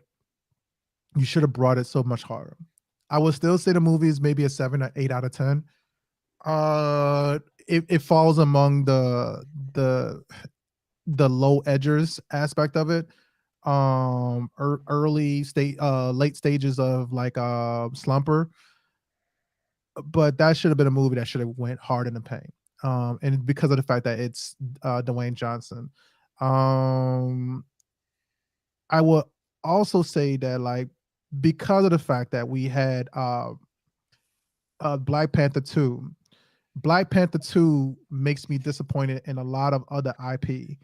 And this is a shameless plug. If you listen to our podcast about the plot holes with the Eldritch Manor Discord group, we talked about Jason Momoa should have been the son of Maui or some type of like Hawaiian or Samoan god. He should have been that. If we're going to go with this like Samoan guy, you should have doubled down on it instead of him being a part of I guess you would say, Atlantean group that is all these white, blue-eyed people or white-eyed people. You know, his dad was this New Zealand guy, but that's about it. He should have been the son of Maui. It should have been the opposite way around, and should have doubled down. My friend, Aquaman came out in 28. You see, this is the thing. You will go off topic. You will go. We say we going to Chicago. You will make a left and be like, nah, let's go to. You will make a left and be like, nah, we're gonna go to New York. Stay on target. You asked me what I was disappointed in. You asked me what I was disappointed in. You brought up a movie from 4 years ago. Well, no, this is. I love you, man. No, I love you. Listen to what I'm saying. So wow. What I'm saying is, that was aggressive. Yeah, no, you told me I'm going off topic. I'm going left field. You need to go for the ride. T.I. said it best when it comes to Michael Pena's character. You got to take the fucking ride in the journey before you actually get to the actual perspective. So what I'm saying is that DC has failed this year to make projects. So when I look at projects, again, 10 to 15 years, we got fucking Black Adam. I think we should have doubled down with a project that actually supported the culture. We have Black Panther, which we had Namor. We had like all these other projects that should have just been better. You had Justice League. You had all these other things. There should have been that representation. That's my long and exhaustive reason of saying it. I know that I didn't get to it as quickly as you probably wanted. You didn't get to it at all. You didn't let me finish. You went to a movie that came out 4 years ago. That DC is dead. We got to stop talking. It's dead. is dead like fried chicken. No, that nigga, nigga. 2023, we still got all that DC shit coming out, bro. We still got Blue Beetle. We don't. We got a bunch of shit still coming. We got Shazam still coming out. That shit is happening. So with that, I'm disappointed. Okay. I'm because of Black Panther 2. Not only was a love relationship, it also makes me hate a lot of fucking IP that happened. That happened not only this year, but even previous years before. So that makes okay. Man, nigga, you could. All right. So think about it. Like I ain't gonna be too many more niggas. I'm just all right. I ain't gonna let you be no more niggas. I apologize. I'll course correct myself on this one. Only if you allow me to make my points when I stand. I'm just saying. This is I will allow that all the time on the historical voices for the. I will allow that. I'm just saying. Start using Siri or your GPS and stay on target for the destination. I think I was on target. I went somewhere else. I think that anyway. I think I didn't give you instant gratification. That's what I think. But JT, anyway, go ahead. Projects that I've been. Yeah, I got to give my disappointments out. Yeah, dog. Go right ahead, JT. I said, God, dog. It was just an exclamation of how he tried to override you. You ain't even said shit yet. Come on, Jamel. Hey, Jamel, what were 3 projects in the media from this year, 2022, that you really liked? Oof. You said that was disappointment dislike off the gate. Yeah, it was a disappointment. Yeah. I'm a piggyback off of your phase 4-ness, specifically Thor: Love and Thunder. I really liked Thor Ragnarok. I enjoyed it. I thought the comedy worked in that movie. But then Thor and Love and Thunder came out, and I was annoyed. I was annoyed by Thor, how much of a regressive bitch he was, being so angry that his hammer was in love with his ex. And that was weird. I didn't really like how they tried to shoehorn in Korg and Valkyrie being gay, but not actually having them be characters. It was just like, hey, here's some window dressing. Here, like, they're gay. We ain't gonna discuss it. We ain't gonna go into detail about it. We ain't gonna actually meet these people who are there in relationships with and explore that. Nah, we ain't got time for that. You ain't like the lack of this representation? Representation is like, we can't just be saying, hey, let's get representation. Have good representation. That's my lack of representation. I'm never satisfied with just being represented. I want good representation. And finally, those fucking goats. I hate those screaming goats. Those are terrible. That screaming goat joke was funny in like 2012 when somebody remixed it with Taylor Swift. It is 2022. That is a decade that's passed. That joke is old as hell. That joke is old like Joe Biden is old. That joke is old like Donald Trump is old. That joke is old like Bernie Sanders is old. That joke is old as shit, and we can't keep. Nah, you don't like how they brought an old joke into 2022? You don't like that? You don't like how that's associated? Okay, so you did not care. You started to get to my points. Okay, go ahead. It was terrible. Take that. Next thing that I was disappointed with. You know what? The biggest thing that I'm disappointed with, because really I've done a good job this year of navigating things that I didn't really want to watch or consume. It's Pokemon Scarlet. I was looking forward to this game, the 9th generation of Pokemon. I was looking forward to it, but playing it, and it is just supremely disappointing. Like, this is a problem that's been building up with Nintendo and Game Freak for decade, for like a good solid decade, with them rushing productions, with them having subpar graphics, and it taken away from the fun of the adventure. I like the game itself, but it's too broken for me to be satisfied. There's too many areas where they did short serve the fans, and it's one of those times where it's like, I may be close to getting off this train and not doing no more Pokemon. It disappointed me. After I finished the main game, I haven't picked it up since. It's been that type of disappointment, and I've been a fan of Pokemon for most of my life, and it's just that project, it pissed me off with how horrifying the graphics were, and with how bad Game Freak is with actually like polishing, making sure it's good. For me, my favorite game, Pokemon game, Heart Gold and Soul Silver, and as like a side game, Pokemon Stadium, playing those mini games. Those have been my favorites. Yeah, Pokemon, that's the overarching most disappointing thing that I've had that's happened to me in 2022.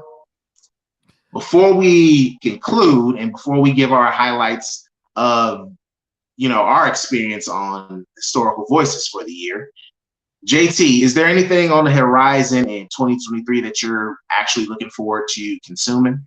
Whether, again, movie, TV show, whatever. I'm very, very, very excited about the new Miles Morales movie coming out, y'all.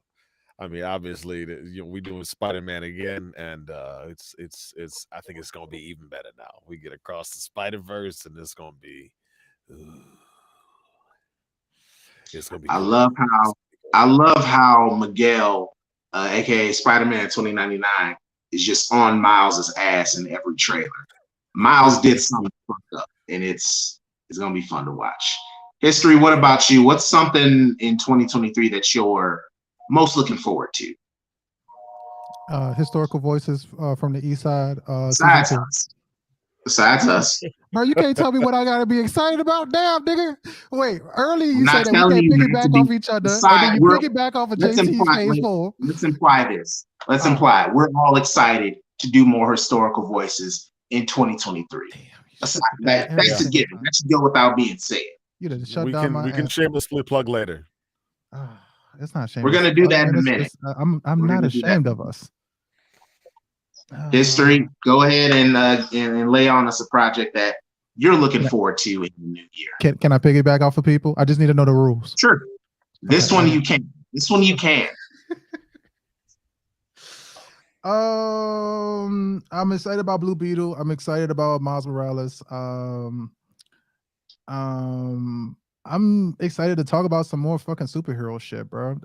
Even though like this drug can have some bad side effects, for some reason I keep fucking taking that shit. So more superhero shit. That's the most exciting things that I could possibly put out there. I'm excited about these new IP drugs. Stop making me disappointed in the shit that's happened previously. I think that's the point I was trying to make earlier. Miles, if we're gonna do fucking Blue Beetle, let Blue Beetle just be fucking going ham and be as Latinx as possible. Don't just let him happen to be a Latinx superhero. Miles Morales, Miguel O'Hara. I want him to disown the idea of fucking like Spider-Man being there. Let's hold on to the core values of what a lot of these characters are. And it's awkward that Miguel is about to whoop Miles Morales' ass inside of this game, this universe. But I can't wait to get some more of this drug of like these superhero films. So those are my biggest ones. All right. Well, and also historical voices from the East Side season 2. I'm in the same boat as y'all. Looking forward to the new Spider-Verse movie. Looking forward, interesting to see what happens with Blue Beetle. I'm gonna go off the beaten path with two things that I'm excited about, and they're coming out relatively soon. Next Friday, January the 6th, there is this horror movie by the name of Megan that's coming out. It looks like it can either be really fun and scary or terrible, and nowhere in between. I am so looking forward to it. Go ahead and look up the trailers online. It is wildly stupid. It has just fun, dumb movie potential. The second comes out in February. Cocaine Bear. That should excite everyone. That should excite you. Cocaine Bear. I'm not gonna tell you about what the movie is. I ain't gonna describe. I don't want y'all to look at Cocaine Bear. That should be enough to sell you. Cocaine Bear. So yeah, it comes out towards the end of February. So those are the two that I'm looking forward to the most for the year. Finally, history, this is something that you rightly said that we should do. What's been your favorite moment from the Historical Voices from the East Side podcast throughout the year? I will say, here's my biggest one is that fact. I know that we do our little banters back and forth, like I mean earlier, and everything like that. I do think that like these moments definitely make it kind of worth it and make some of this shit fun. Does it feel uncomfortable to me sometimes? Yes, it does. Does it feel like it's perfect? No. But I do appreciate little moments like that. I do have I wrote this list down more than I focused on this part more than I focused on a lot of other shit because we switched over to another distributor with Anchor. I got to listen to a lot of the podcasts all over again. So I have 5, and I've already stated 2 of them. JT's Emperor Palpatine sounding not like Palpatine, but Uncle Ruckus from fucking the Boondocks. I thought that shit was hilarious. And I even responded with such, and then also did stink meat on that. I thought that shit was hilarious. Jamel's hatred for Thor, Love and Thunder, and Morbius was a thing. But then also on top of that, how I had such a bad disdain for the movie known as, or the series, I should say, as The Long Halloween. So with that, I would say those moments have been super fun and super exciting for me. And even though it feels like I enjoy y'all. I enjoy y'all. I didn't realize how much I'm going to be very like as transparent as possible. And I've been transparent even with JT.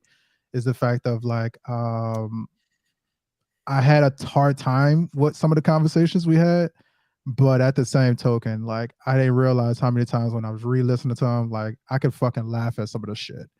And so I enjoy y'all, and I think that like y'all are some good dudes to do this fucking show with.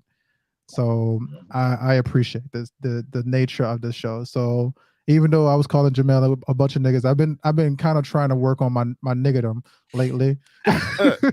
Don't say it in front of the white people. Don't say it in front of the white people, or at least JT. that what happened. That's what I say. The what happened, JT. Say in front of the white people. Yeah, don't worry, he ain't here right now. Or some he asleep, ready to wake up in the morning and do his job. Yeah, or some other people that we all know about that's associated with some other people. You're scared of white people.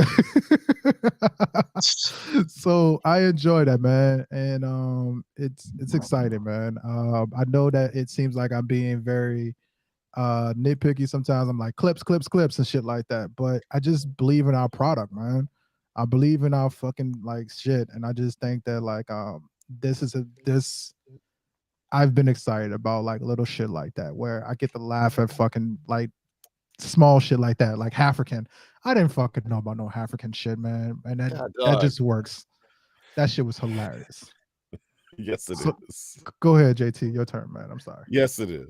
I mean, as much as I did like watching history freak out about The Longest Halloween, because I ain't never seen a grown man PMS before, my single favorite moment of the show is hands down the epic rant that Jamel did on Morbius. We have mentioned Morbius several times. It is a phenomenally shitty film, but this man over here, he did the best review, no holds barred. And I actually got to take that week off. So I actually got to sit and watch Jamel just straight go on a rampage about this film. And it was like the best 2 minutes and 40 seconds or 5 minutes or whatever the frick I think we've had in the whole show. Well, thank you. I'm actually not gonna pick the Morbius moment as my favorite. I'm gonna pick something different. It's the amount of laughter that we got about Fox Soul. Like I What do I you think their it, theme song sounds like? Fox like Soul. it just Let your soul it just glow. Oh, that's a dope soundbite. Where'd you get that from? Fox Soul. Like I don't. We just like I don't even know what the topic. It was. I think it was something about Nick Cannon having another kid, and I think history brought up. Oh, Vivica A. Fox said this on her show on Fox Soul, and that got me going. Like, oh, Fox We had Soul. pump brakes. Oh my It god. was. Oh my god. That might be like I don't think I've laughed as hard doing the show as I did with just Fox Soul. We making derailed the fun show of for like Fox Soul. 40 minutes just to crack on that. Poor Vivica Fox. The whole show is tainted Poor after you brought Fox. that ish up. We were like, hold on, wait, Soon what? you said that. The Poor topic Vivica. didn't even matter. It was It's, Fox. you might and we like kept and we kept bringing it back up. It was might as well call it Masses BET. You know what I'm saying? Yeah. bruh, Yeah. gentrified BET Plus. Yes. I wonder what kind of programming they have on there these days. I can't do it. I'm not even I gonna don't check. even want to Google it. I agree. These have been some fun Well- this fun time. So history. Yes. I officially, for the last time in 2022, turn the hosting over to you to take us home. Man, with that, check out the Historical Voices season 2, starting next week. When we come back on January the 5th, actually. So make sure you check that out. Sinbad month, we agree. Sinbad month. Heck yeah. Let's do Sinbad it. month. Yeah. Let's start off with house gas. Well, let's start off with a poll. See what our viewers want. All right, we could do a fucking poll as well, man. Make sure it's Put it in something Discord. that we can all watch on these streaming services. Yes, definitely. That's With that, man, I'm gonna actually cut it short, man. With that, JT, Jamel, we're gonna do small voice of reason. What's a voice of reason for next year? Let's start off with Jamel. I'm gonna go next, and then JT finish it off. So Jamel. It's a lesson that we should all learn. Don't trust Whitey. Also, don't watch Fox Soul. God. Damn, that's so fucked up. All right. So I've been promoting fuck, that's so bad. I've been promoting the shit out of like our podcast because of the fact that I believe I still celebrate Kwanzaa. So one of the things is collective economics, community economics. So that's been my thing. So support your favorite Black podcast. So big shout outs to this. So with that, I want us to practice Ujama and celebrating that and light your candle today. Make sure that you take care of your community and keep practicing those core values as we move forward. So with that, man, last but not least, JT. The first thing the voice is going to tell you is to set small goals and celebrate achieving them. If you set out to do what you have intended to do, you have been successful. If you set out to do what you have intended to do and absolutely nothing that you didn't intend to do, you have been incredibly successful. So set small goals for yourself and celebrate them every day. You can reward yourself with a shot, an extra shot of coffee. You know what I'm saying? With a piece of junk food, without taking junk food. You know what I'm saying? We're going to the gym. We're going for a walk, but find ways to set small little goals for yourself every day, celebrate them, and then reward yourself for that with something else that you also need or want. And you will watch this cycle of guilt for getting what you want and wanting what you need disappear when you do that. Awesome, man. Happy New Year's, everybody. Usually we just drop it after this, but Happy New Year's, everybody. Happy New Year's. Good night, everybody. Happy 2023. See y'all for season 2. Peace. Peace.